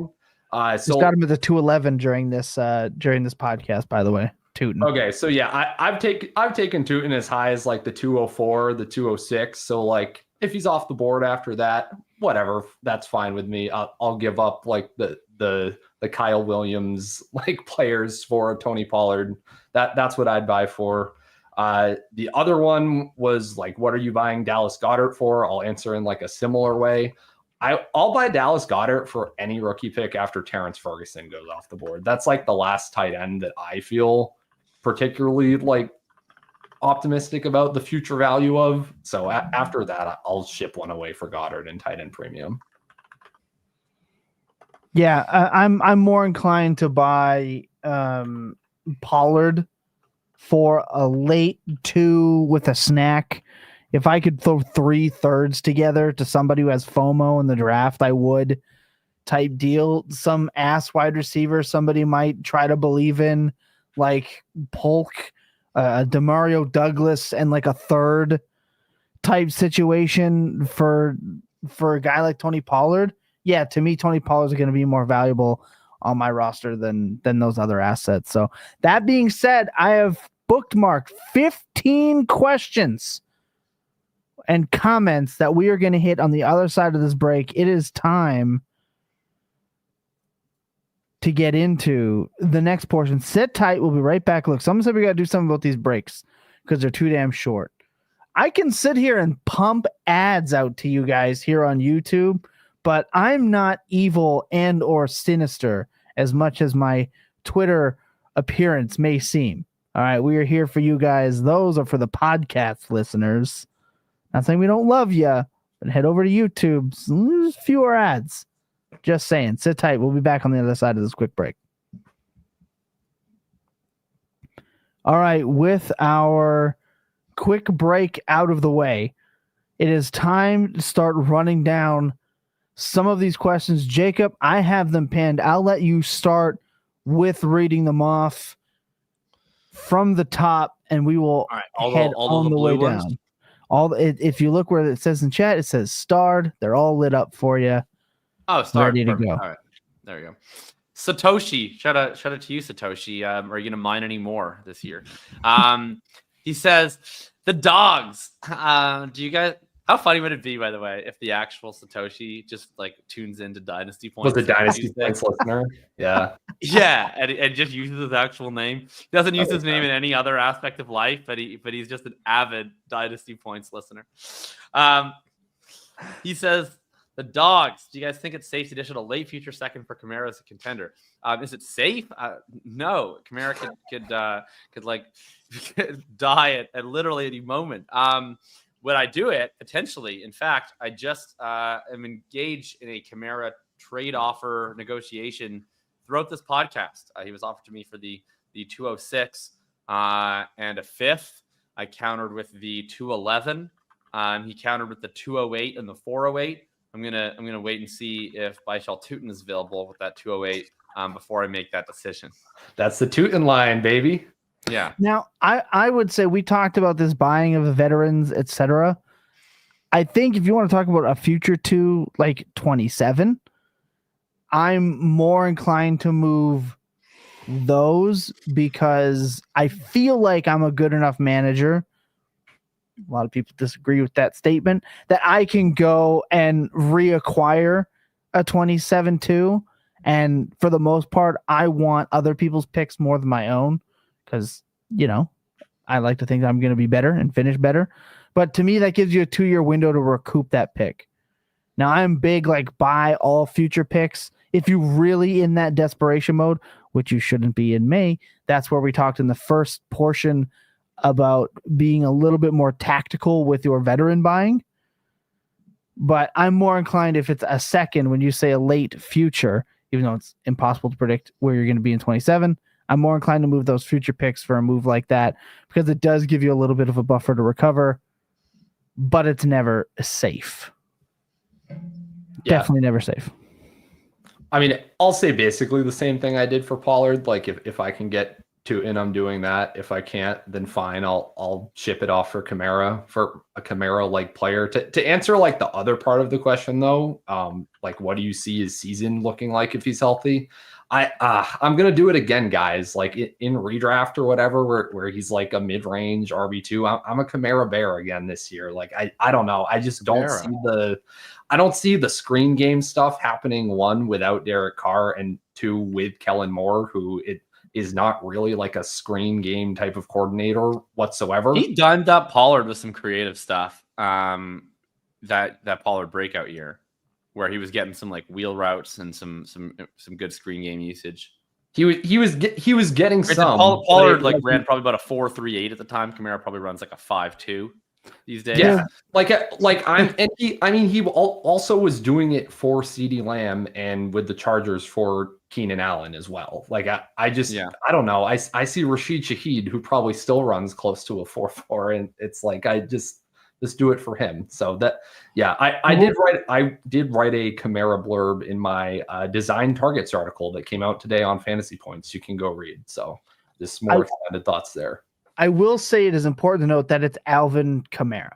Like if the team is like, look, this is our star player, you get him the ball or you're fired. Let's see those 8 targets, baby. Like that's and like Jacob said, the checkdowns are not going anywhere given who's probably going to be playing their center this year. So I get it. I'm not making he's going to finish, top 2, not 2 like I did last year on the hot take show. But if he was like RB15, I'd be like, yep. Now, what's his cap situation? Oh, after this year. Getting so like because the Saints, trying to figure out the Saints contracts is like a somewhat impossible journey. But like, is this the last year, or is he still like too prohibitive to cut that he might actually get another year after this one? Dead cap 28, 18, 8 for 25, 26, 20. Well, 27's a void year, so we'll see how that goes. He'd be an 18 million dead cap hit if they cut him after this year, and then he has void years. So obviously, they're not going to do that. Obviously they're not going to hit that. You never know with the Saints. Like sometimes they do weird, funky things where they could like stretch and then release. Anyway, but it sounds like there's a reasonable possibility you could even get another year out of him. He'll retire a Saint, I think, because he's been cooked for like 5 years.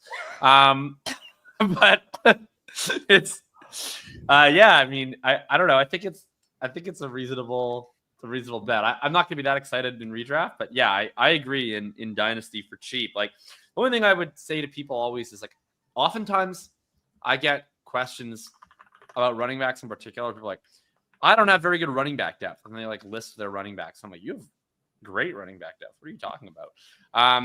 Like if you already have 2-3 sound starting running backs, like don't give up your picks for Alvin Kamara. Yeah, it's just like a expiring asset. Like go buy the Alvin Kamara if you have like a young team without a clear RB2 at all, and you just need to find a cheap way to slot in starting production into that spot. Like don't just like buy 17 vets just because you can.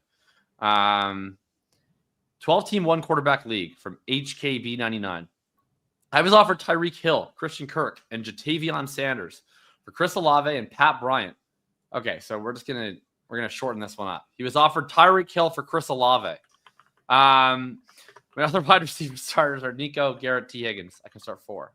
I would probably keep Olave. I'm pretty sketched out on Tyreek Hill, and a bet that I don't love making is 30+ wide receivers that already started declining. But I get the upside case. Are either of you guys on the Hill side of this? Man, the thing with Tyreek Hill, it doesn't actually look like he lost a step. It just looks like the offense kind of sucked. Like when Alvin Kamara, oh my God, I'm so Kamara brained right now. It must be the Kamara helmet that's sitting on that shelf behind me. Shout out to 2019, baby. I'll never forget. But Hill looked explosive as hell when he still had the ball in his hand. They just couldn't get the ball in his hands. Do you guys care that he's insane? No. Because I was still rostering. He's about 60% of the way to the AB. I played AB the week he walked off the field. Yeah, same. I didn't like that. I was there to the bitter end, and I will be there to the bitter end with Tyreek, but not at this price. I'm actually buying more Chris Olave because I believe he is underpriced right now in Dynasty, as he is now hitting nesting doll buy territory. I'll keep Chris Olave. All right. Yeah, I guess Ryan. I'm like narrowly Tyreek Hill here. I have him ranked a couple spots ahead of Olave. Maybe I'm just like super down on the Saints this year. I guess is kind of what it comes down shock to. truther. Yeah, Talk to myself into the shocker. It's just I don't know. I think when you get to this point in dynasty value, I think even if Chris Olave has like the breakout season or whatever that we all thought Chris Olave could have like 2 years ago and should have had 2 years ago, like are you gaining that much value off of that to where I'd rather not just take the shot of like, what if Tyreek Hill is still 90% of peak Tyreek Hill this year? Like I think on most teams, I think I'd just rather take like the Tyreek Hill shot. Like I'm okay Totally. if I'm okay like possibly setting a Chris Olave on fire for that, I think. So that's how I would approach it. That's reasonable. Also, for the audio listeners, if it sounds like I'm just like railing lines of Coke, I'm not. I've been coughing this whole show, and I have these herbs from Thailand that I'm just sniffing to just bring my sinuses in. There's no toxic substances in my Thai herbs. None of us believe you. So look at this. I can't read it because it's all in Thai. But my friend Emma brought these back there. Anyway, shout out to Emma. She keeps asking me to bring her on the podcast as a legal consultant. I said I have to run it up the chain. Let me Justin, know Texas lad. when I actually get into formal trouble for ragging on other fantasy websites. I'll need her. So tell her she will definitely have a job. She also wants to play a fun game, which is which NFL player is hotter, and we just have debates, and then she just says which one's hotter. Deal. I think that could hit. Yeah. Anyway, lad in the 104 or neighbors, and then the most important part of this question for me is the 1 QB PPR start 9. Because of that last aspect, I'm going to take neighbors. Agreed. Because I'm just never giving away a superstar in a 1 QB start 9. Yeah, start 9 has me neighbors, so I'll be neighbors here. This is pretty easy for me. Wouldn't really. Yeah. Question, Ryan. Same. Yeah, I would flip it if this was like super flex start 12 or whatever for sure. But yeah, I'm start 12. Just play normal. I have a couple start 12s. I love a start 12, man. Oh, I just love the flex spots, man. Yeah, I know. I just love seeing it in a bunch. A nice little start 13, 2 tight end. Come on. No. You couldn't pay me. You could pay my first 5 years of fees, and I wouldn't do it. Nick says, pick a side, and this is a trade. Penix. Oh my God, big trade. Penix, Dak, Rice, Kraft, Harvey. For Daniels, Pickens, Muth, Spears. I'm gonna have to get out my calculator. Yeah, that is so much. I don't need that. Penix, Dak, Rice, Kraft, Harvey for me. 4.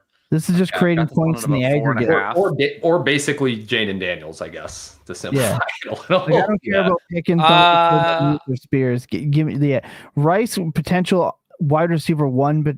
Right, Harvey is in the nut landing spot. You got 2 quarterbacks. That would literally restock most of my quarterback rooms, and then you've got a tight end 1 potential in Kraft. Yeah, I could take that. I'm not going to pick a side. The one side I have is at 4.5 first to value. I think Daniels is worth 4 first on his own. So if I had like a really stacked team with a lot of depth, I would totally trade this package for Jaden Daniels, who I think is the 101 in Dynasty. But if I had like Daniels just on kind of a scrubby team, yeah, this is a really awesome offer to get.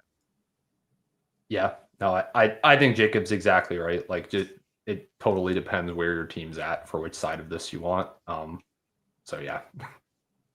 All right, moving on. Is it free to join the Discord? I'll answer I can answer this one. Simon Joseph, I mentioned this in the chat. Did Tom say it's free to join the Discord? I felt like I heard that before, but when I follow links, it's a paid subscriptions. Now we do require at least a free subscription to get in. Then you follow the steps. The Dynasty Discord right now is free. That will change in the future, but right now we are in there all day, every day, mixing up, growing the community. So right now you should take advantage of that. That link is in the description. It'll take you there. It says join our Discord, and it'll take you where you need to go if you put that link in your search bar. All right, let's go. All right, next question. A trade in my league today. Bucky and Zay Flowers for Travis Hunter. I think you found a Travis Hunter trade. I won't take the Travis Hunter side. Yeah, I'll take Bucky and Zay here. Yep, same. Yep. That was tough. I haven't seen a Travis Hunter trade. I wouldn't take the Travis Hunter side of yet. So that trade made Jacob nearly need to take his all natural herbal medicine that he claims. All right, let's go. Rebuilding 12-team Stewart flex. 1 PPR tight end premium. Traded Josh Jacobs in 26th third for the 112, 26th second. Yeah, I would definitely trade Josh Jacobs for the 112 and the 26th second personally. Yeah, love it. I don't really wanted our opinion, or if he's just bragging. Great content as always, fantasy points. Oh, this was the one we already answered. This is about Chase Brown. We got to this. Someone said they wanted to hear the Breece stuff. You heard it. Josh Jacobs thought, is he a sneaky sell high with how perfect everything broke for him last season? Marshawn Lloyd, fantasy points favorite, coming back and knowing how much the floor likes a committee with Aaron Jones and AJ Dillon has me a little worried it's going to lose some value. I think yes, in the sense of like, to me, anytime a veteran has kind of the everything goes right season, I'm looking to see if I can flip them for something else. But I don't know, what would be the lowest offer you would accept for Josh Jacobs, assuming that he could help you, like assuming that you have a team where you're not like tanking and Josh Jacobs actually could be useful to you. I would need like if it was in rookie picks, I would need probably at least like the 202. I would need like Luther Burden and above. Where do you get? Where's the line for you guys?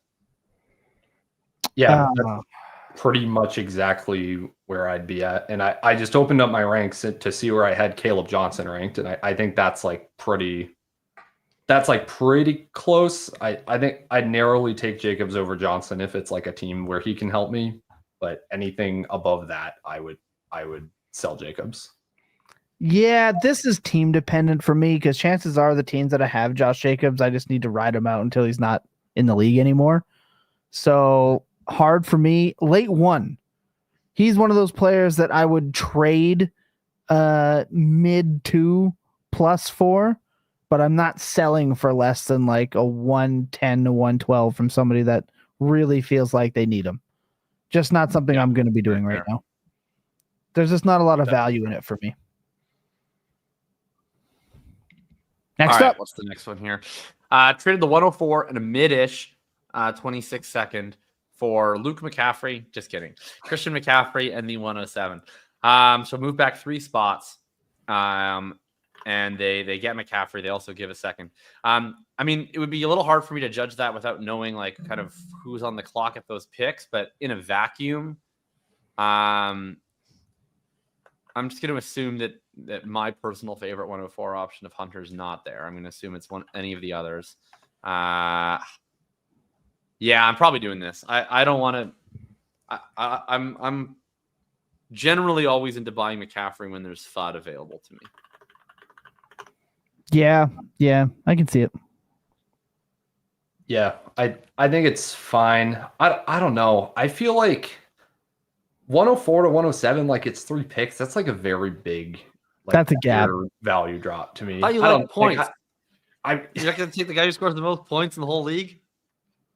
Yeah, I don't know. Coward. I think that's another trade that like I think it's, if it's the team that needs McCaffrey, getting McCaffrey, like it's fine on both sides type of deal. I'll be the fence sitter. To me, it's a bit rich for me to take that risk. I'm just not doing it. All right. That's good. I'm going to go buy some Christian McCaffrey after this. Is Bucky worth the 102 in a 12-teamer? I don't have him ranked that highly. But I'll say, like, if someone traded the 102 for Bucky, I wouldn't, like, bully them relentlessly. I just way rather have O'Marion Hampton than Bucky is kind of where I'm at. I have him ranked ahead of Bucky, too. Yeah, and I think we said this, like, 2 months What about Tet? Would you trade Tet for Bucky straight up? Well, I have Ted ahead of Hampton. I have Hampton at the 104. Okay. So That answers that. I prefer Hampton to Bucky. I have Hampton as my Dynasty RB4. I only have one share of him because I like Hunter and Tet so much, but I finally took one Hampton share while Tet was on the board just to mix it up. That's what I've been mixing it up a little bit. So yeah, I'm like Bucky. I do have Bucky ahead of Trevion. I have Bucky between Hampton and Henderson right now. Okay. Okay, that's fair. So we're gonna go no, but we wouldn't scold you for such decisions. Next up. Next is the 109 question. We answered it already. Okay. And lastly, structurally, how do you decide when to punt rookie wide receivers in rookie drafts and switch to running back opportunity bets? When I stop liking the wide receivers, basically when I stop thinking that there's good wide receivers available is kind of what it is, honestly. Yeah, I mean, I used to be a lot more like dogmatic about this, and it used to be like basically I would never take a third round or later wide receiver. And then I don't know. I guess I've just been like Puka a couple of times. So I mostly still take the running backs and tight ends in that range, just because the threshold is much lower. Like we just talked about, Taj Brooks like probably sucks. But like if Chase Brown was to get hurt, then Taj Brooks is basically in a fight with like Zach Moss for potentially the most valuable backfield in the NFL. And like, that's pretty exciting. Whereas you have to have more conviction. There are a couple of day 3 guys that I like this year. Torrey Horton, Jalen Royals, and like Manor. Odds are none of them will do anything, and I'm lighting my picks on fire. But I have like interspersed them a couple times once they fall past that first group of running backs that I like. Andrew Buckler, market report, just hears the name Josh Jacobs and has to come run into the chat because that's his goat right there. That's his fat goat. I just want to address this. Swim says pretty Ricky saying Pickens is a Cowboy. Yeah, dude, I don't my address best ball shares would be fired up. I've been drafting George Pickens in every single draft. I don't like to address cowards on this podcast that delete their takes and then run away from Twitter when they get something wrong. So shout out known coward, pretty Ricky. If my new supporting player, George Pickens, was a Dallas Cowboy. Helen Maxwell wants to know, take a 26th third and 27th second for Cortland Sutton. This feels like a good price to get out. Yeah, it would depend. I mean, it depends if I need Sutton, but if I was like looking to move Sutton, I would be fine with that. It's a little long to wait on the 2 though. Yep, true. I want to get something above the Tootin line for him. I mean, he scored like a high-end wide receiver 2 last year, but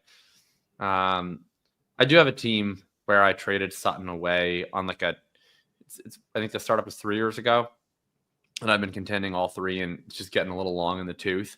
And I'm trying to basically pawn off all my veterans before they totally fall on their face. And I think I took like a similar value deal to this for Cortland Sutton. I think I took like the 212 and a later third, so they were both in this year, but probably similar on net. Yep. Agreed. All right. Also, shout out Toronto Dave TD, who you can see changed his profile picture. This was after brunch on Saturday. TD and we had a great time. Ayuk to Pitt was such a fun time. Yeah, that was Twitter. Yeah, at its finest. And then one last one, Sean Jeffers. He says Josh Jacobs is not fat and slow, though. I don't know. Let's go to the judges. He's fat! Well, he's fat. So there you go. That is what it is. We can confirm the judges agree. He is fat. All right, that's going to do it for the audio portion of the podcast. But don't go anywhere. I just realized I didn't have this up this entire time, but don't let that fool you. That was Dynasty Q&A. Luckily, questions were up almost that entire time, so nobody noticed. when Lucas isn't here, I'm really like, no one reminds me on those things. So shout out Lucas. I need you, buddy. That being said, when we come back from this last break, I continue my reign of terror and dominance on everyone else playing this game, reminding everyone why I'm the GOAT. This is YouTube only. So if you're wondering why you're not getting this on the audio form, you got to go over to youtube.com and get to fantasy points. If you want to watch this kind of absolute beating I layeth upon everyone else. So sit tight. 5 for 5. When we come back, we'll see you in a second.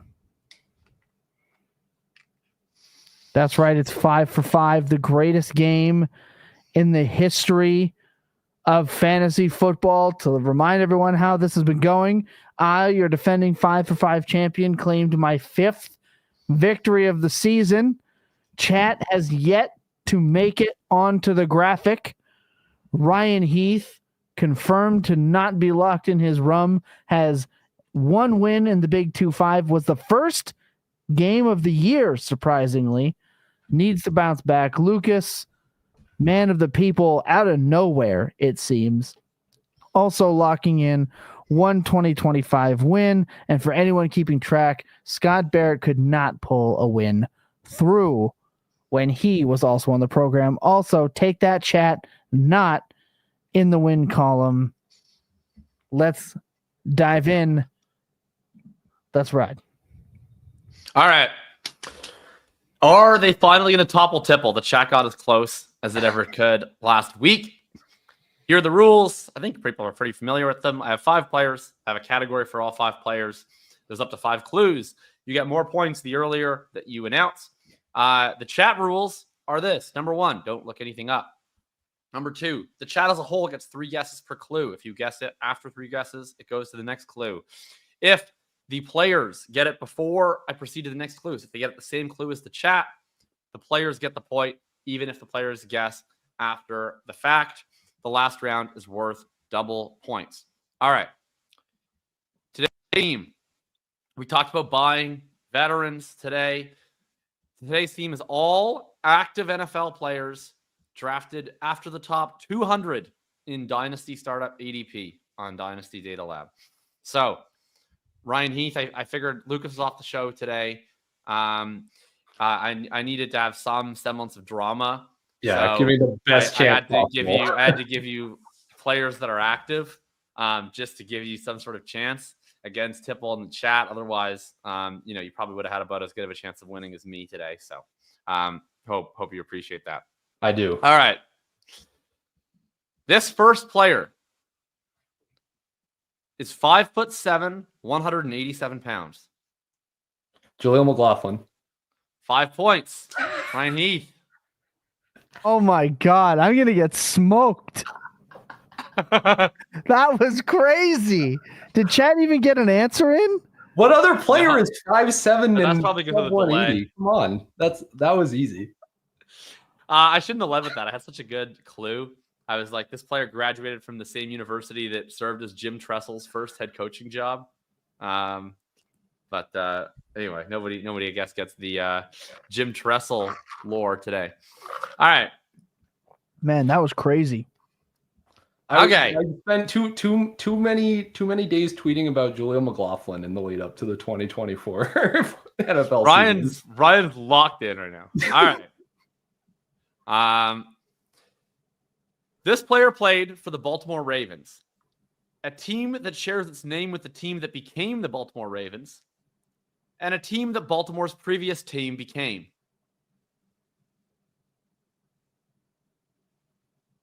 I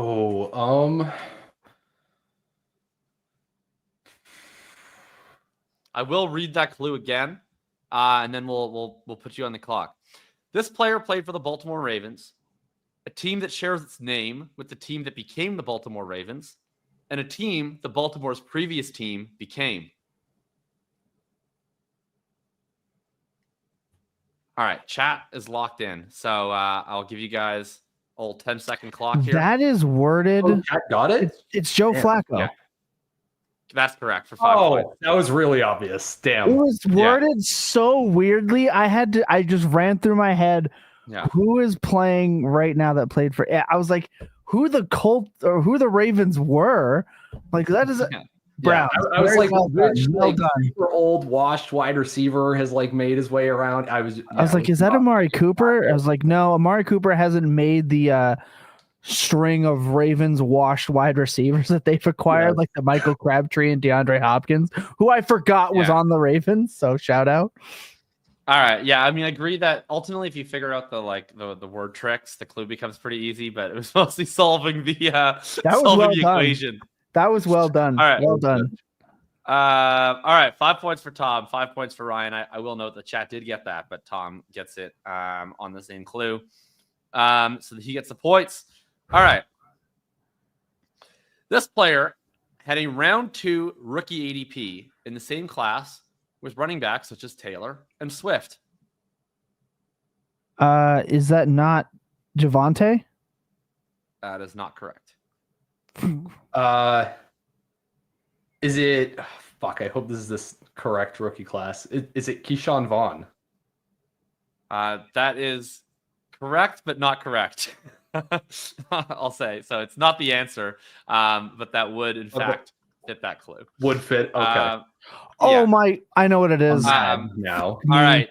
I'm giving the chat about 3 seconds here because of the delay. I know what it is. Guessed.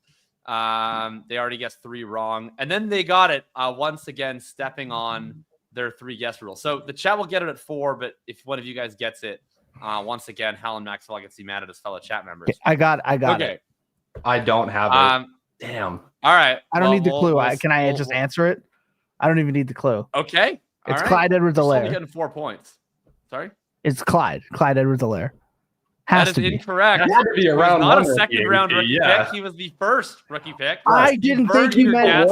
I didn't think your guess based on overconfidence. I didn't think you meant rookie draft. I would love the clue, Jacob. Yeah. All right. I did not you have think to get you it meant on this clue, or the chat will get the point. This player graduated from the University of Utah. Oh fuck! Colleges are never gonna help me. Damn. They should though. Active NFL roster. Round 2. I know who it is. That was so mad I didn't listen. Akers and Dobbins' year, but I think they were both round 1 ADPs, and neither went to Utah. I just want to point out that last week I got a literal countdown when I was taking too long. 4, 3, 2. Yeah, I don't know. 1. I know it. All right, 4 points to the chat. Zach Moss. Oh, I thought you meant Dynasty ADP. I didn't hear you say rookie ADP. Look, I'm not going to apologize for that. You could have simply had the clue for free. I know. I let my ego. I played the ego game and I failed. All right. Tom is in ego death at 5 points. Ryan is also at 5 points. The chat is at 4 points. We got a close one with 2 remaining. All right. This player is one of the winningest players in college football history as a 4-time FCS national champion. A 4-time FCS national champion. And he is a current player in the league. Correct. I mean, I don't want to sound dumb because I think this player was used before, but is it not Trey Lance? No dumb guesses. It's not Trey Lance. But no, that wouldn't apply to him, but close. I'll take the pass if I can to get first. You can pass, but the chat's got it. So I would shit. Okay, then I will not do that. Oh no, it's the other one. Oh, there's only one good FCS school that Jacob would reference, and I picked the wrong one. Oh, is it well, wait. So, I probably shouldn't be asking Tom questions. I'd rather you win than chat. So I don't want to remake the graphic. 3, 2. Carson Wentz? I don't fucking know. No, but same initials. Christian Watson. Oh, damn. I'm an idiot. I should have Ryan guessed Heath that. stumped on a Christian Wow. Watson question. I hate Ouch. to see that. All right, the chat once again going in with the lead. The chat has 9 points. Ryan Heath and Thomas Tiffel each have 5 points. Second straight week that the chat has gone straight in I don't like it. to the final round with the lead. Everybody's close enough that anybody could win this by getting it on the second clue or the fourth clue. So we haven't made anywhere close to that today. I don't think that we're going to now. So whoever gets this is more than likely winning. All right. This player made his only All-Pro team in 2017. 2017, but still active. An all-pro team in 2017? Yeah, I can clarify that I'll he's take the second pass. team All-Pro if anyone cares. Tom's passing. Ryan, would you like to guess or pass? I don't have anything from the chat yet. I'll pass if the chat doesn't have it. Yeah, well, I'm gonna be honest. If the chat starts listing the 2017 second team All Pro, I'm getting suspicious. So I think we're gonna move to the next one. All right, we didn't get anything from the chat. They guessed 3 times. Okay, this player reached 150 yards from scrimmage for the first time in their 4th NFL season.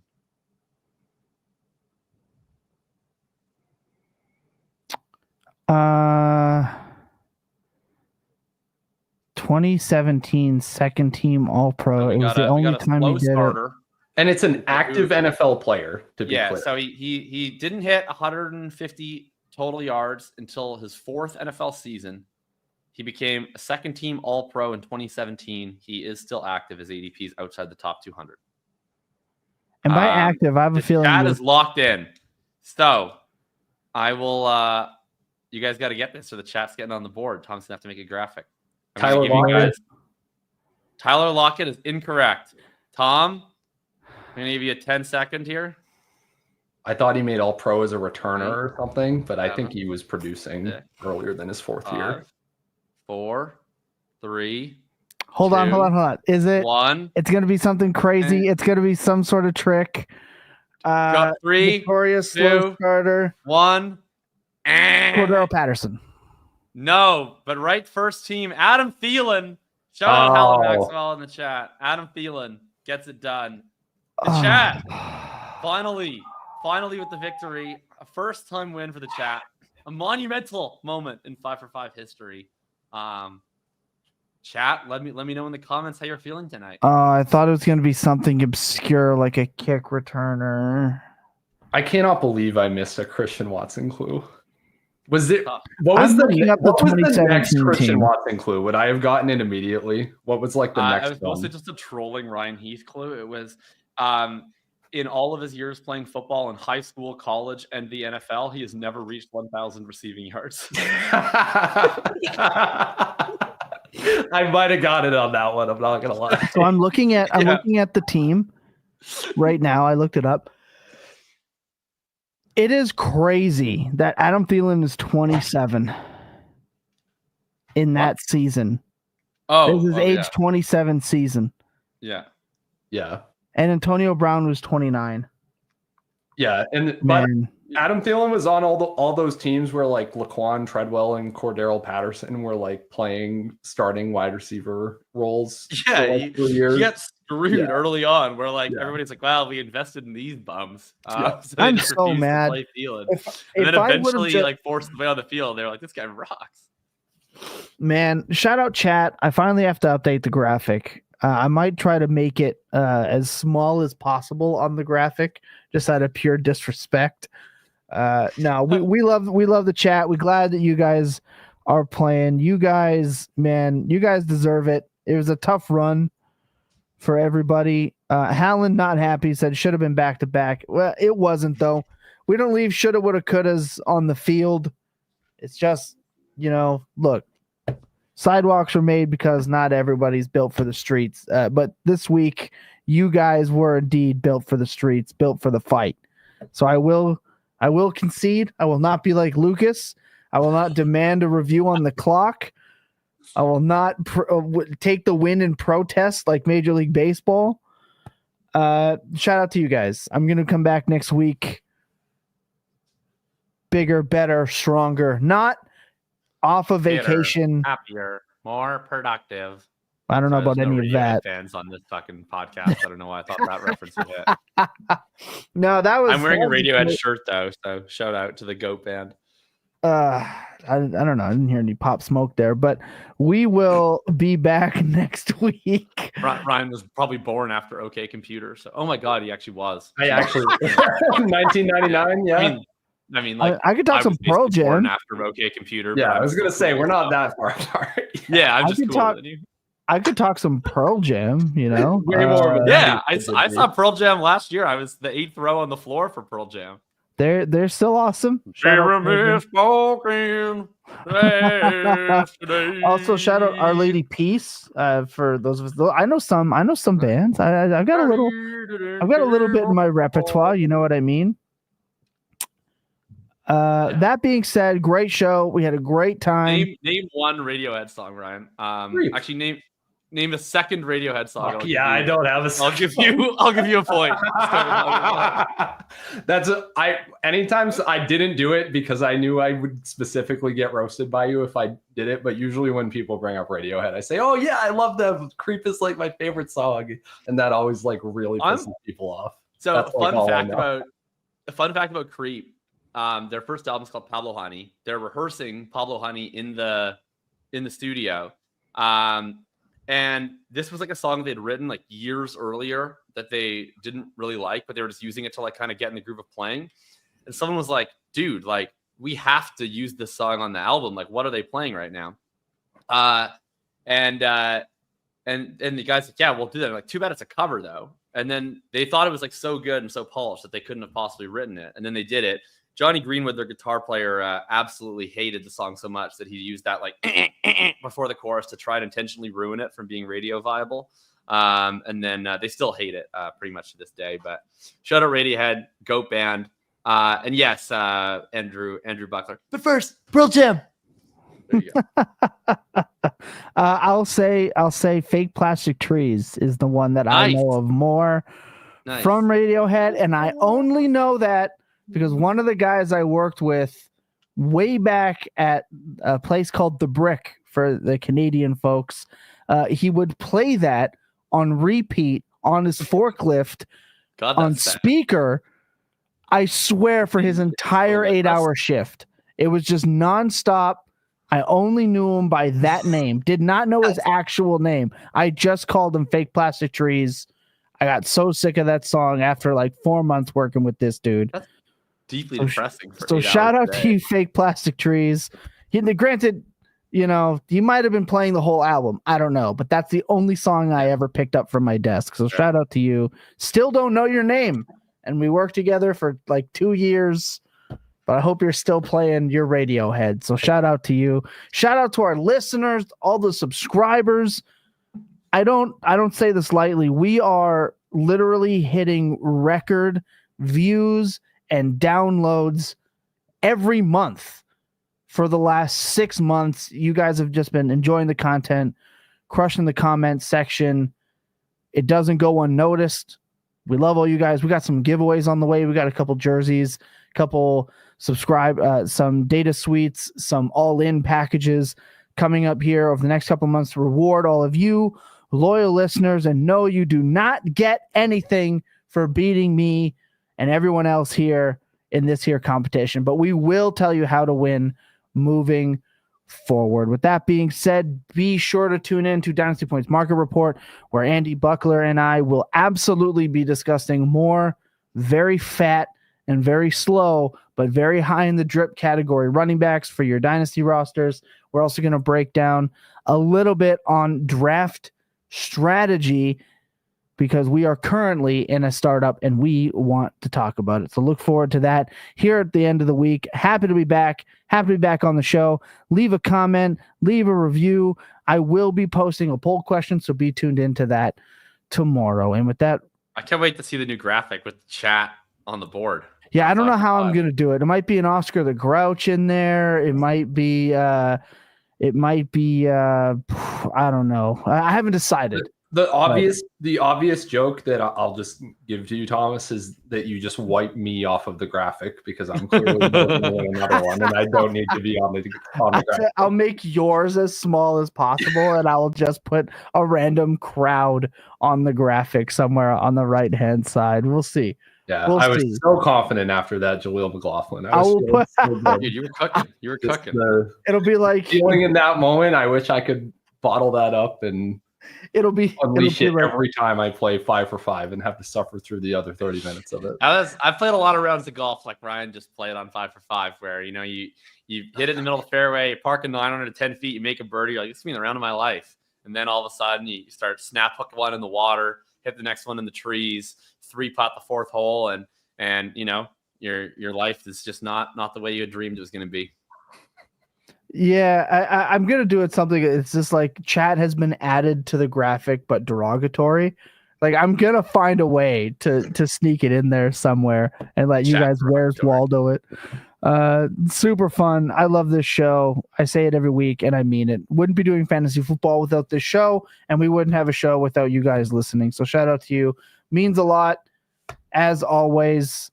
With that being said, remember that clear eyes and full hearts can never lose, and that your best days are always spent tilting here with us.